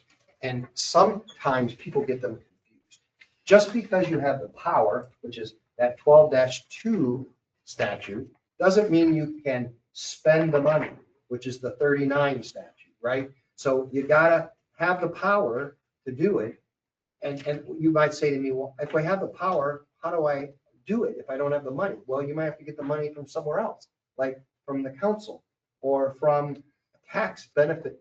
There's a special benefits tax. This is how you spend increment 39, right? And you know, there's a list. It's under 4. If you go to, this is your Bible, right? You gotta understand this to know. And like I said, you probably already do. If you go to flip to, I said that now, I can't find it. 39, okay. Under 4, okay, it says except as otherwise provided, blah, blah, blah. You can ignore all that. Go to A through, should be like N, yeah, N. If you look at N, that's the latest one that was added. That's police and fire, right? A through N is what you can spend your money on. But that assumes that it's in your plan. It assumes you have it appropriated. It assumes all those 7 things I told you about. Just because it's in your power, which is 12.2, and the best example I can give you is this is the, I don't want to call it a fight, but this is a disagreement that I had with the daycare, right? There was a whole discussion in here about we have the power to enter into contracts for something that provides for the global economy, blah, blah, blah. And the argument that was coming back to me was, well, I think that having daycare is important for the global economy. And I said, who is the daycare for? Is it for the parents or is it for the kids? And we're not going to solve this answer here, but my point is it was in the power section, but it wasn't spelled out in the expense section. So it's got to be, you have to have the power, but if you can't spend it out of TIP, you got to find money from somewhere else. You have the authority to implement a tax. It's called a special benefits tax. Then you can spend the money on the power that's not within your, so they got to work together is all I'm trying to say. So the best example is if you look at N on 39, which it says, N says expend revenues that are allocated for police and fire for capital and operating, which is really aggressive, but it's great. It says as authorized in 12.2A28.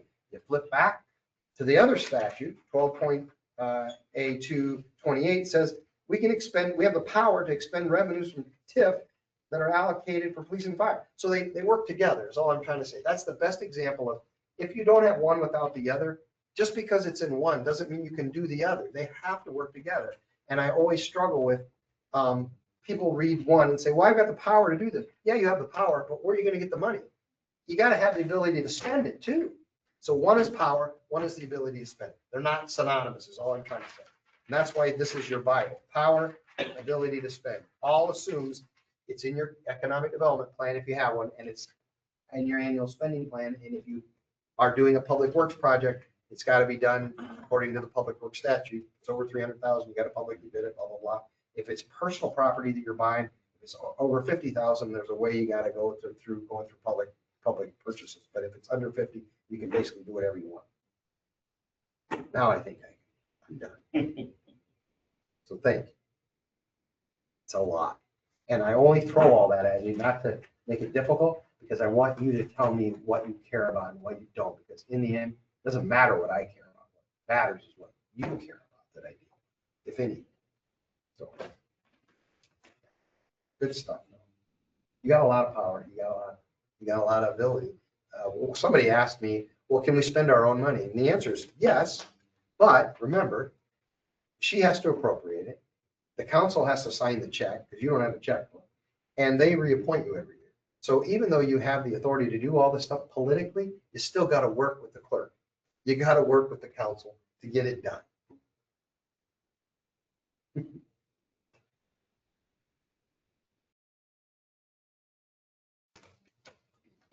Anybody have any questions?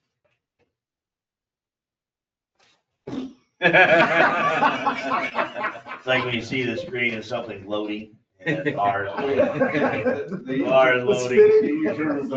Yeah. I already did this with Carol and poor Steve. They had to endure me earlier. So Okay, I want to ask a question because, okay, we're talking housing, we're talking Yep. developments. We have, and I don't think there's anything we can do out there, but Village of White Oaks, they've got 11 or 12 lots open. are they in one of your allocation areas? No. Okay, that's fine. Just wanted to understand. Okay. So they're not, but that doesn't mean. But there is another addition in town that has, I don't want to say lower property values All right. than the Village of White Oaks. Well, the homes are assessed at the lower value. Yeah, That's a fact. you know, that potentially has 25 lots available to be developed. Perfect. You know, it's a smaller scale than what we viewed last week. You would be familiar because this is the Keith Leatherman thing. that Oh, is now yes. back Okay. out. The one that we're trying to, Rolling River. yeah. All right. So I do now understand. Yes. Go ahead. Okay, so, And is that in an allocation area? No. Okay, fine. Thank you. so is there anything we can do to boost that? Yeah, you can spend money on, remember, because it depends on whether it's your project, G or J, right? If it's your project, it has to serve. If it's not your project and it's the council's project, it has to be physically connected to. So what is physically connected to? A lot of people will argue that a road is physically connected to, yet the pushback is, yeah, well, so is I-75 somehow. You got to get there, right? So you got to be careful with that one, how it's a reasonableness thing. But sewer plants, water plants, they're all, if that's in town, they're physically connected through piping. And they clearly serve the area. So you can do things with that type of thing, even though it's outside the allocation area, because you're improving things like sewer and water that it's more dangerous when you spend outside of your allocation area. But as long as if you can have a reasonable basis of arguing that it's physically connected to, because you're reimbursing the unit, which is the town, with your money, the town can spend money for infrastructure like that. The key is it has to be done according to the public works statute. And that's what developers don't like. And I understand why they don't like to go through, because they can just build it, right? They don't have to have a specs, and they don't have to have an engineer, and they don't have to bond, and they don't have to have public bidding and all that crap that a municipality does, because we got to follow. So you can do it all subject to all those real 7 rules. And then the developer has to give it back to us, right? They gotta give us back the road, they gotta give us back the pipes, they gotta give us back the lift stations, stuff like that, through a dedication. And if we do all that right, build it according to Public Works, yes, you can spend your money out there.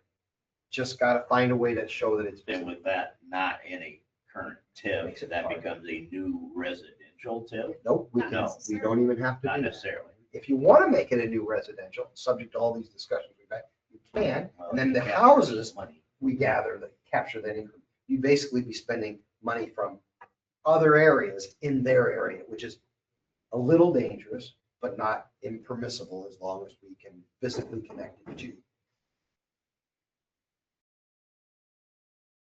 You just couldn't build something out there that's not sewer, water, roads. Infrastructure Yeah. related.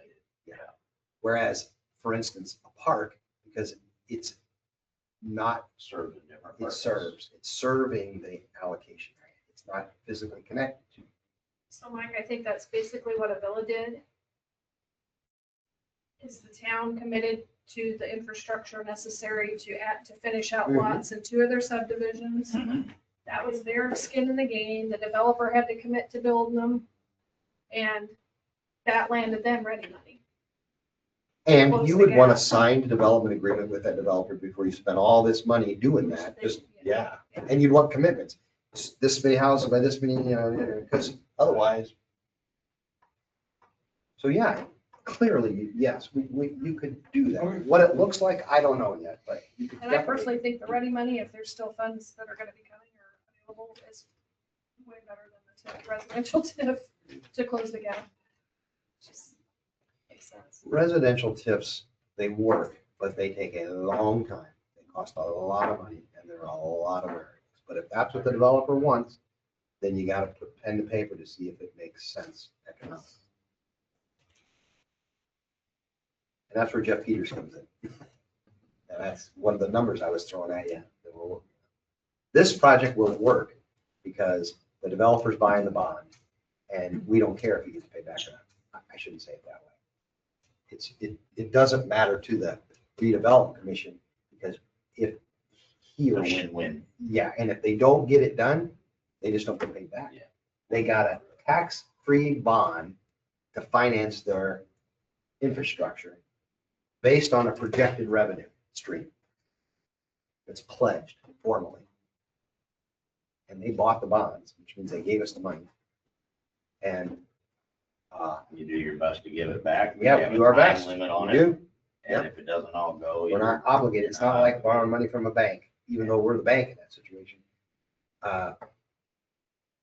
Yeah, actually, he's the bank. We don't have to pay him back. I have one more question. If we were to want to dedicate time to bylaws, economic development plans, 5 or 10-year fiscal plan, I don't think anybody at the table has any of the historic, other than what was uncovered recently, like, where do we start? If we don't have what's I already been worry about that adopted? too. Where do we start? We have ordinance, I mean, there are, I don't think Steve, you haven't actually gone through the ordinance and minute books, have you? You've only got relayed the information that was in that TIF binder. I think so, right? So there's, It would take manual, somebody. Yeah. I mean, I know I've had to do that. It's tough because you got to go back to because not only did it get created, it's been amended a few times, which is fine. Yeah. We have need to that put that creation puzzle date. back together to even know. And if we can't, we fix that in the amendment. We basically say, this is what we know, this is Based what we on don't know. historical data, Yeah, to the best of our yeah, knowledge. yeah. Current record. And with all that, this is what it is today. So at least Harmless. yep, all that is just kind of put together. The hire intern for it, go find it. Yeah, that's a great summer job. Go dig up all the TIF creation amendments, everything. I mean, we don't have to rush is all I'm saying. The only deadline, if at all, is if we're gonna do a residential TIF. I would want you to do it by June 30th and 27th because it will be less. And we kind of need to know that this summer. Based on what you're Yeah, saying. I would say, We really yeah. kind of have to have that decision made. And I think we'll know more by the summer on the John McGill thing, right? Well, I mean, I think so. That was my impression. You thought, I did see, I remember hearing I thought the 2 go, months, no-go that would be once they like start the 6 study, months after they started training. maybe, I have a note on the 6 month, what you were saying, Lori, and it says, let's see here.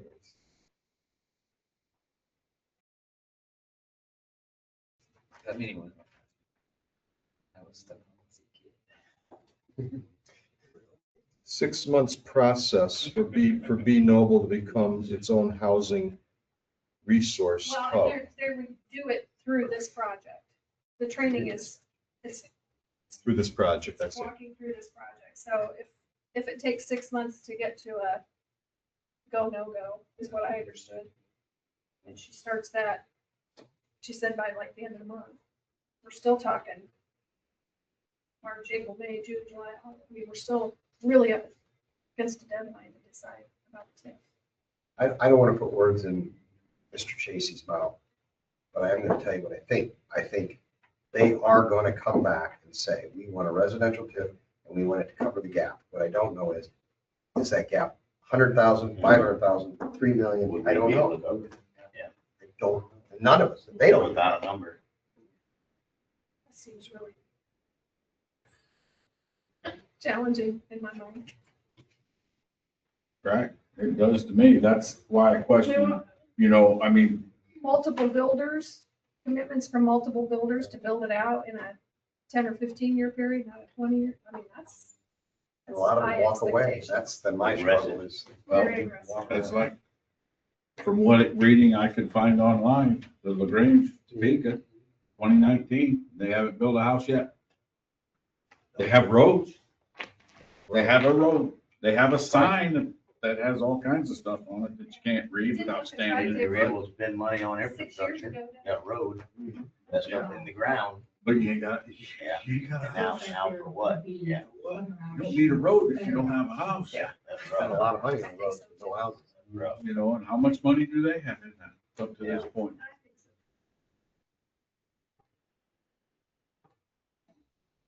Are the digging back through records, is that something I would be allowed to come in and do Oh, yeah. on behalf of the RDC? What we've seen so far, to me, what it looks like the plan, but Kurt doesn't think that's the plan. It's like a list of, Yes, you know. yeah, it I'm not probably sure. is the list that's in the plan because it referenced in the minutes. So we can probably kind of rely on it, but it isn't the plan. And the reason I believe that is because when I looked at Ice Miller's bond documents, they have an economic development area plan in there, but it was just for that one, and it was an amended plan. So I think that the list is probably accurate, but it comes from the plan. And I think what Steve and I have looked at, is that I'm not sure that we will find the plan. May not. Because the format that would have been used, because these were back in the, like 1997. I mean, you know, when these. The dot matrix printers and And, 3.5 yes, inch floppies saved. And that doesn't worry me in the end. If the commitment is there to put together amended plans, I can work with whatever you we got. have. Yes. Well, I probably not until May, but I'd be willing, May, June timeframe to come out and spend a day or two going through records if somebody can point me in the right direction to dig. well, and, you know, I've looked a little Sure. to try to find an original of what was in our, the Beth, do you remember, or when she was town manager, and they initially started in Gateway where you needed to upload your establishing ordinances. She gathered all that information and we uploaded that. And what I have is copies, because now you can no longer go into Gateway and download it from there. It's all, they made changes and it's like mumbo jumbo. Put it all on there, but you'll never see it again. Never see Yes. it again. Wow. It's like Yeah. UIR Um, forms. So I haven't found anything that's, you know, got the light shining down and Yeah. everything blinking big plan. It's not easily, Yeah. you know, it's not easily located, I guess. I didn't And know if looking back, and I'm not assigning work, but like State Board of Accounts wise, when something was said, well, this came from TIF, whatever, if that would go back to 1990, whatever, like the first record of that being spent from a TIF would go, oh, this is the time frame we need to read some minutes from the council and that sort of thing. Well, That'd be we an know, avenue. we know the years that they were established, so if like you go there and you start, looking, So the From book there, itself is like, that's the holy grail is lost.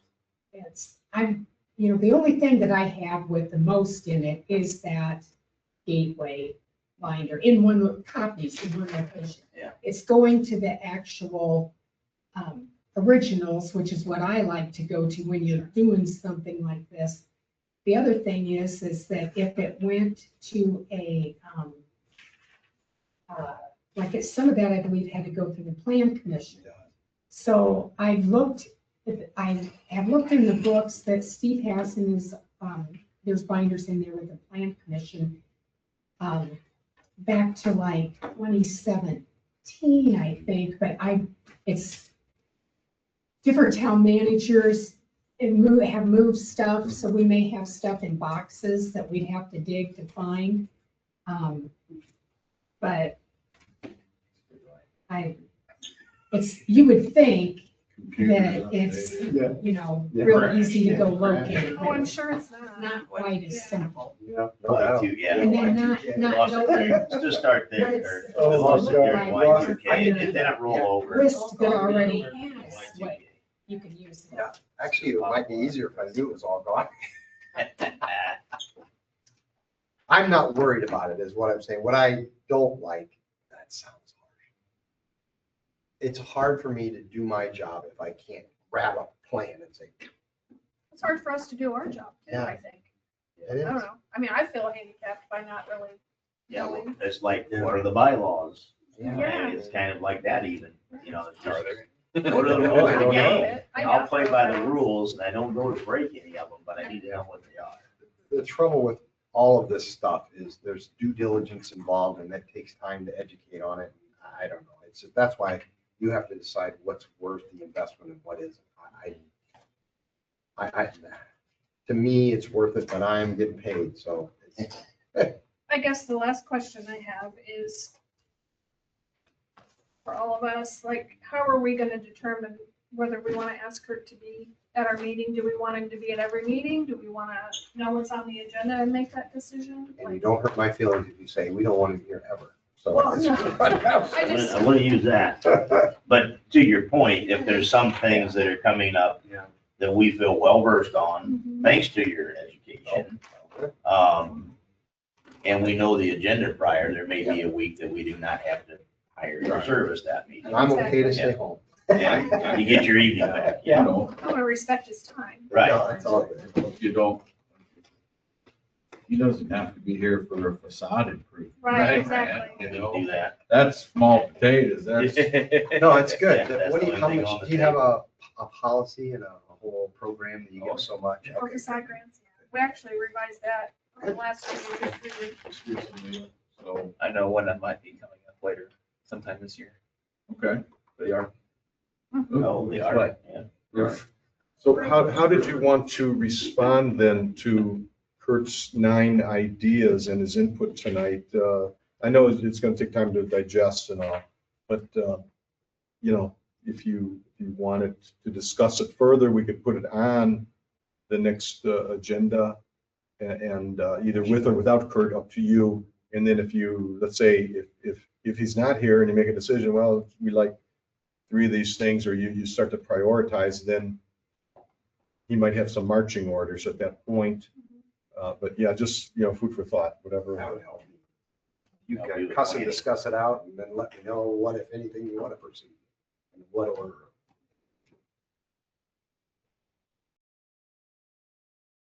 Happy to be here, but I don't want to waste your money or, yeah. We don't want to waste your time. You're not, and I'm honored, but you might have more, maybe you feel less constricted, less constrained in your discussion if I'm not here. That's okay. I do know some of it's self-serving and that I get paid to do it. I appreciate that's humbly said, but you also need your expertise in Yeah, we areas, do. so you gotta understand that too. I have a question again. I want to go back to the economic development. plan. Please. So was I kind of hearing that we may not need to do the full-blown search, that maybe you would have enough information now to amend, however you would say that? Yeah. With your verbiage to, I know what I want to put in right now. What I don't know is what am I amending? That's the part that's making me nervous, but not what I want to do, but I don't know what I'm amending because I don't know if I'm amending the plan from 1996. It's been amended 3 times. And I want to understand what I'm amending. And that's the piece I don't know yet. I know what I want to say is what I'm getting at. So I do know what language I want to use to present to everybody to consider. The piece I don't know is when I put the ordinance together, ultimately, I don't know what I'm amending. So it's kind of like, revise a trust. You got to refer back to the trust dated December 36th or 31st, 1996 or whatever. so it doesn't matter. So let's say that from 1997 or whatever, there's not really a good plan that we can find there, but you do need to see anything that amended. I'd like to, yes. that. It would help. Okay. Anything I can get that gives me a better understanding of what we know to be there, because I'm not going to use it. I'm basically going to take my document and refer to it so that I can make sure that the clean document moving forward repeals and replaces it.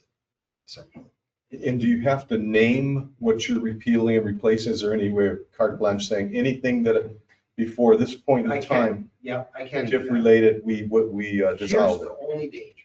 If I do that without understanding what I'm amending, and there's a bond that's outstanding that's relying on a prior plan, I don't want to inadvertently screw up that bond by amending a document that I'm not aware of. So it is the fear of the unknown is the danger for me. So I do know what I want to do. What I don't know is what I don't know. So like anything, so I'm trying to answer your question with, I'll do whatever you give me. But once again, like a computer, garbage in, garbage out. If I have bad information and I do a document and it somehow screws up a bond because I don't know that there's a plan that the bond is relying upon, I don't want to do that if I can help it. So in a perfect world, yeah, I would know the dates that the plans were adopted, all 3 of them, when they were amended, those dates, and if not the actual plan, if at least minutes to refer to the list. Those are the minimum things that I kind of need to be careful on what I'm doing. And if one has a bond, I'd really like to see the bond transcript, not because I want to undo it. I just want to appreciate, did we pledge something? Is it fulfilled? Yeah, and for instance, the stuff that Steve got me, which is helpful, was 78-page slog or something. One of them refers to you only capturing a percentage increment, and I don't understand why it says that, because you should be capturing 100% of the increment. So I don't know if that's been amended, and I'm looking at old documents that aren't relevant anymore. It's tough to do when you don't know what you're looking at. Like I said, once again, I know what I want to say. I don't know what I don't know, and that's the piece I'd like some due diligence on. But you're right, I don't want to sit in here for hours and go through your boxes, not because I don't want to do it, because you don't want me to do it. But if somebody else could at least, even if you just put it, say, here's a box of stuff that we think is all relevant, I'll go through that and say, yep, I need This this. is Yeah, gold. yep, this is No. bad, yeah. But If I see a gap in my schedule where I can come out for a day, I'll get with you, Carol. Does that make sense? Or Steve, which, Carol knows the records, Okay. I don't. all right. I might be able to do it sooner than May. I'm being dramatic. And if you, Yeah. if you focus in on something, cautionary, you know. and you can make it so that I can come early Thank before a you. council meeting and I can spend an hour looking at something, that's the best time to do it. So you don't have to pay me to come over here. You know what I mean? So if you say, okay, we've spent 5 hours going through these boxes, we think there's a stack of stuff like this, let me know an hour that I can come an hour before a meeting or 2 hours before, and I'll go through it and say, yep, this is good, this is bad, I don't need that. Or Well, maybe is this there a way, points like, me to something else. as that is a haystack, is there a way that you can say, I'm looking for an apple, an orange, and a Yes, banana? I can. Because if you can do that, when you're looking, Yeah. you can put aside the marshmallow and the brick and the stone, because you want those fruit. Yep. Yeah. So I will that, help. Good. that would be, Can you give a range, like Yes. an estimate of what you think it would cost to amend the plan? If I don't have to spend, of course, it's gonna be, you it's can't, easier to amend you than can't count on recreate. it, right? You can't count on what I'm gonna say, because I don't know what I'm gonna have to do. But typically to amend a plan where you have all the information, it's a $10,000 project. It's a number. at least. Yeah, so the more information I have, the better it is for me. Now, if I add a residential TIF, you can triple that.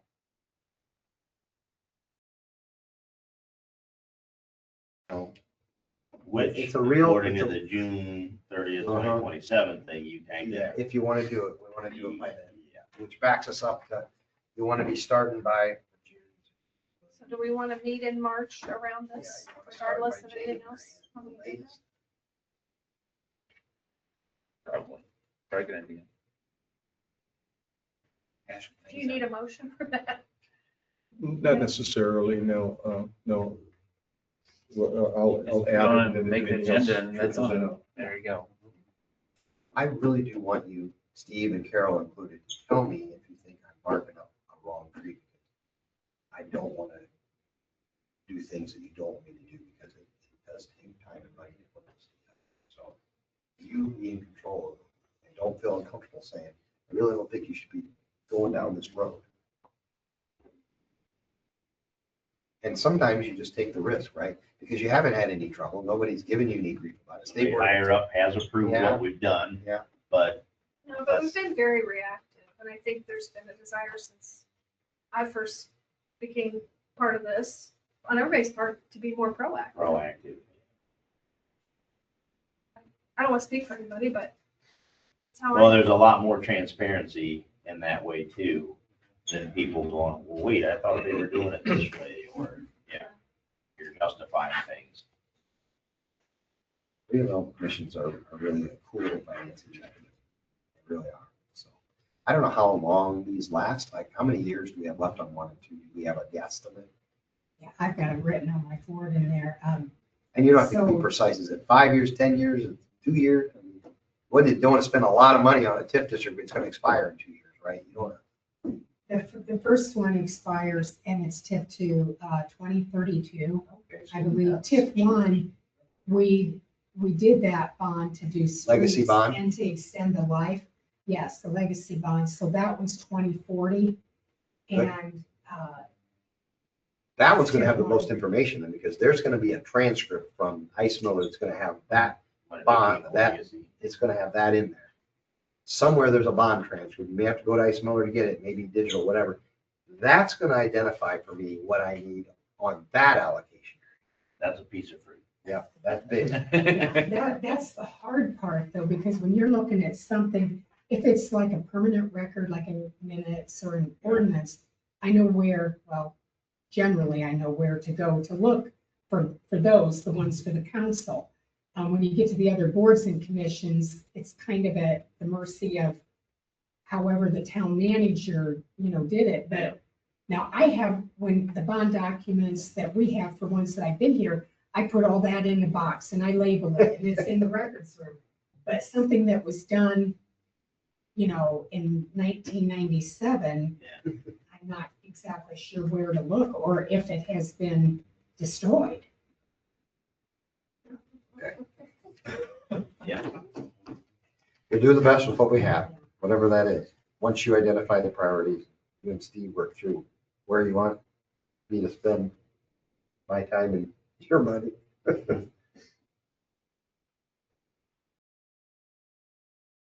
The bond docs you were talking about, are you talking about for the TIF legacy or, okay, well, that one I should have.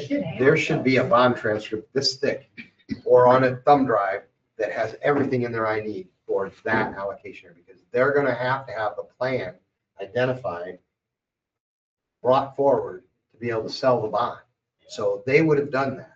Same thing I would have to do if we did one of these bonds.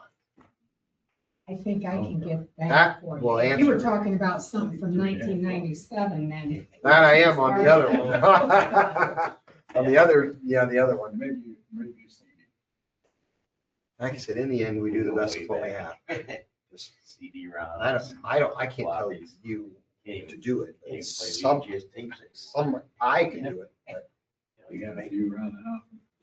Well, knowing that, I may be able to go in my office and locate that like right after the Try to meeting. eat your too. Probably eat the tape, yeah. well, will you guys decide what you want me to do? I just hope that this was worth your time to have the information, whether you do anything or not. I go back to that first, Jim, that says, if we can justify it, it can come out of any of it. And with his help, we can justify it. And that was, whew, a lot of information tonight, but that's definitely a takeaway. G and J and 39, that's where you want to read those, because that's where, remember, a unit is the council, and they're not you. So if you're relying on G, which is reimbursing the town, it's got to be physically connected to. If you're not relying on G, and you're doing it out of your own money, and it's your own project, it just has to serve. Yeah. So if you're gonna spend money on a council project, they gotta assign to you a portion of the contract, be able to, Like this. there you go, lady. Oh, my See, did goodness. you know what I was looking for? Uh-huh. Oh, can I, yeah, that gives me a headache. Like, I know what's in there. That is what we want. I do know but I what's what in it there, is. yeah. Oh, my. Yeah, You were referring to one of these that's what I as want. well? Mhm. Do you want me to give you that? Oh, my gosh, if you want to give it. Well, do you guys want me to give him that? Now, you better talk about that Yeah, all right. before you have just hand it over, because I know what's in there. Yeah, it looks like a CD run. It is, yeah. We found one of the pieces. I said thumb drive, but that was old enough. Well, when you said thumb drive, I Yeah. don't think so. Going back further than that, yeah. Well, at least it's not an 8-track. It's not a, some sort of data tape, you know, Yeah, reel which to reel. I have some of those Just still. drive and nobody has a Yeah. drive. Back in Vogue. Oh, yeah. Musicians. Yeah, play around with that. Maybe, I don't know if you even have a CD on your thing anymore, but yeah. At least that's what I'm looking for. But this, I mean, probably in here. Yeah. is- Gotta be a reference to the plan, like you said. Yeah, I'm guessing, it was Barnes and Thornburg, wasn't I? Yeah. Okay, that's fine. Either one. They're both, I deal with them all the time. Is it just the one that you, did you say? This would be for our TIF legacy bond for TIF 1. That extends it beyond the life to the end of the bond. That's how they, and that was just something was available a few years ago in 2015. It's no longer available anymore. And it was. And it was a brilliant move, whoever said to do that, because that basically allowed you to capture increment for longer than the life of your TIF. But Good job. within here, you're thinking that the plan It should is be. in here. So we'll have to discuss in March and take action on what we want to move forward with, right? Yeah, Right. Yeah. And you don't need me here or want me here, and I mean that in a, not in a negative way, in March, or yes or no, or Steve will let me know. At this time, probably no, but I unless, think, unless yeah. something, unless something comes up, but So You get probably, an evening back. That's not a problem. I'll take it. probably. March, would be you back burn in ours and you April. have yours in March. Right. Yeah. One in March. Perfect. Kurt, you have dedicated those. I do. It's blocked out for the year. It's third Wednesdays.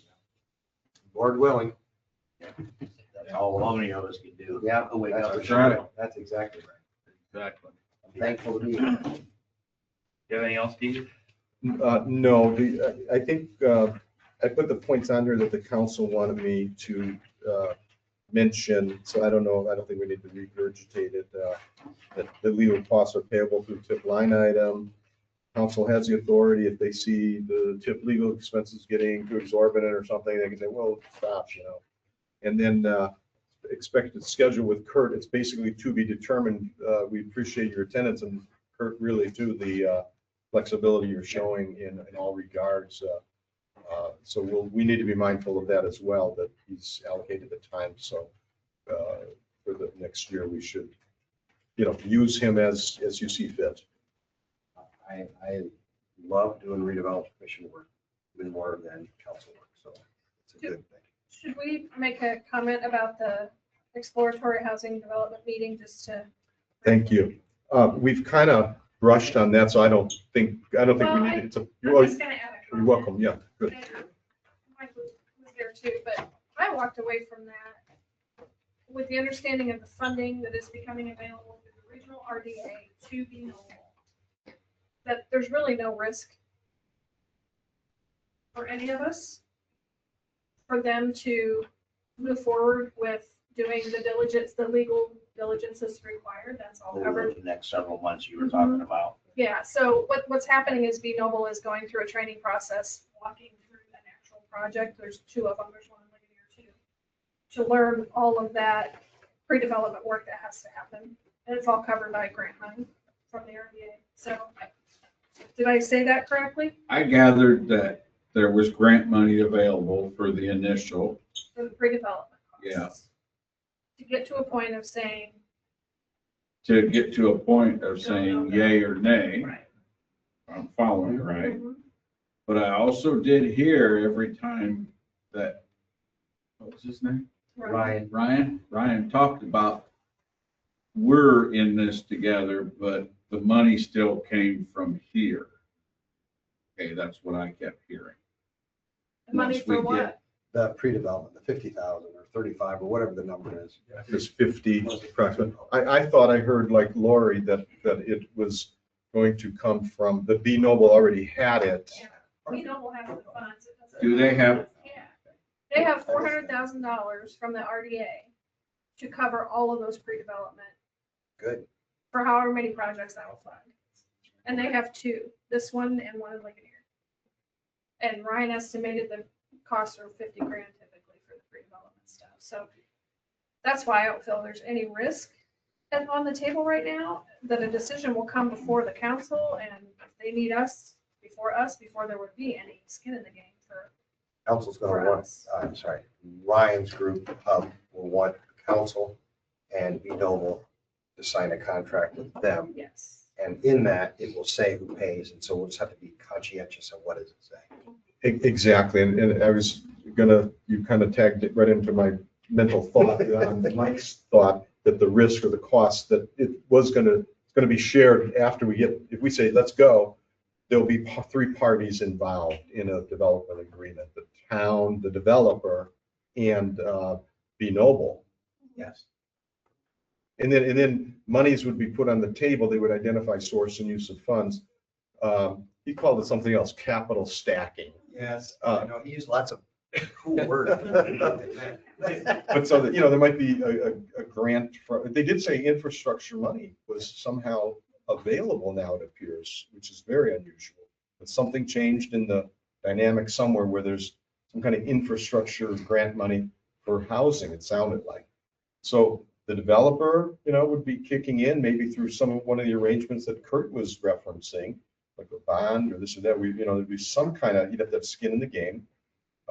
B Noble maybe would be a grant source, and then the town, presumably through TIF funds and/or, if they're looking for infrastructure or water, wastewater, utility funds that And are. B Noble does have their own investment trust fund.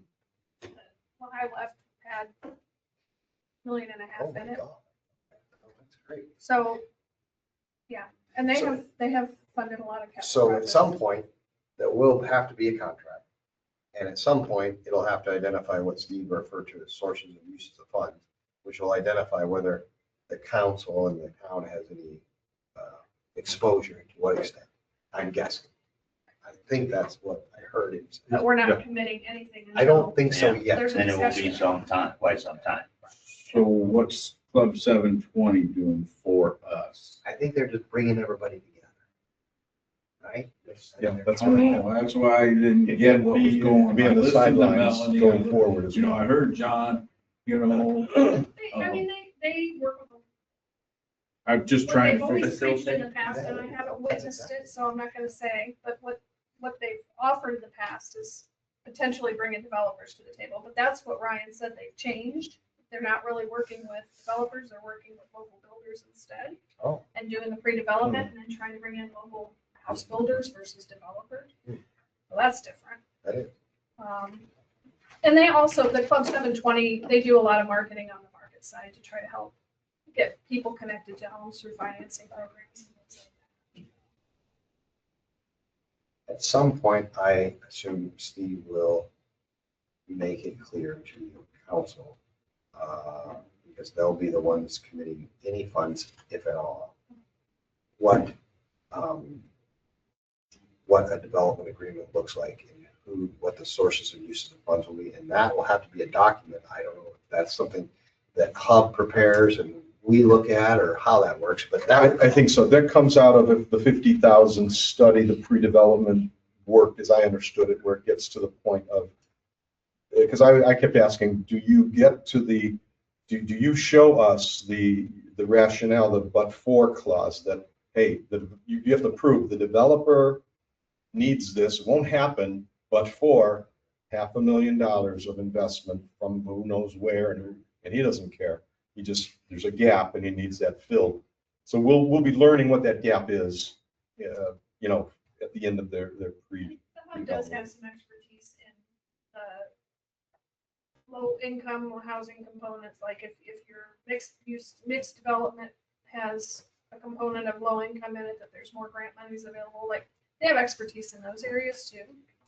But I haven't seen any of it come to fruition. I'm just parroting their marketing over the last 5 years. I'm still buyer beware because you got 6 years and you don't have a house built. Yeah. Okay.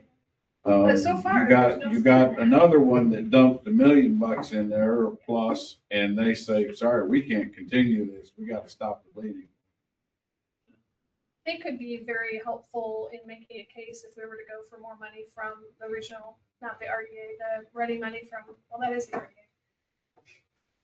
They would be really helpful in putting that package together and trying to seek some of that money. So they have a lot of respect in that arena. I'm surprised you have so many available areas for development and yet no development. I don't understand. Well, That's and what I'm, happened in Avila. They had those 2 subdivisions that sat there idle for Forever. a decade. well, you know, tagging on to that, I'm a little floored by that in a way too, and especially after, well, all of the studies that have been done in this area of Indiana, saying that the housing need is so profound. And then top it off, our area in particular, you know, with this industrial footprint, it's incredible. And so, so I think Ryan was kind of, and maybe Melanie were thinking, you know, if you build it, they will come, you know, but yet then you got the argument, well, there's several lots at White Oak and this and that. So the price point isn't being matched apparently, or the what's out there by way of financing that people are running up against. And, but, you know, maybe the nut's going to crack here. I don't, hopefully the better, but There's so many variables. Why? yeah. You know, I got a guy that works for me. He lives in Fort Wayne. There ain't no way he's moving up here. He uses that drive time for decompression. You know, You're working them too hard. you know, that's the way the game's played. I drive to Fort Wayne every day. But I always said if everybody that's passing each other, we just swap jobs. Yeah. Save on wear and tear and gas mileage. Yeah. Yes. Do you need a motion to adjourn? We'll go for that. I think we're ready. So moved. You got a second?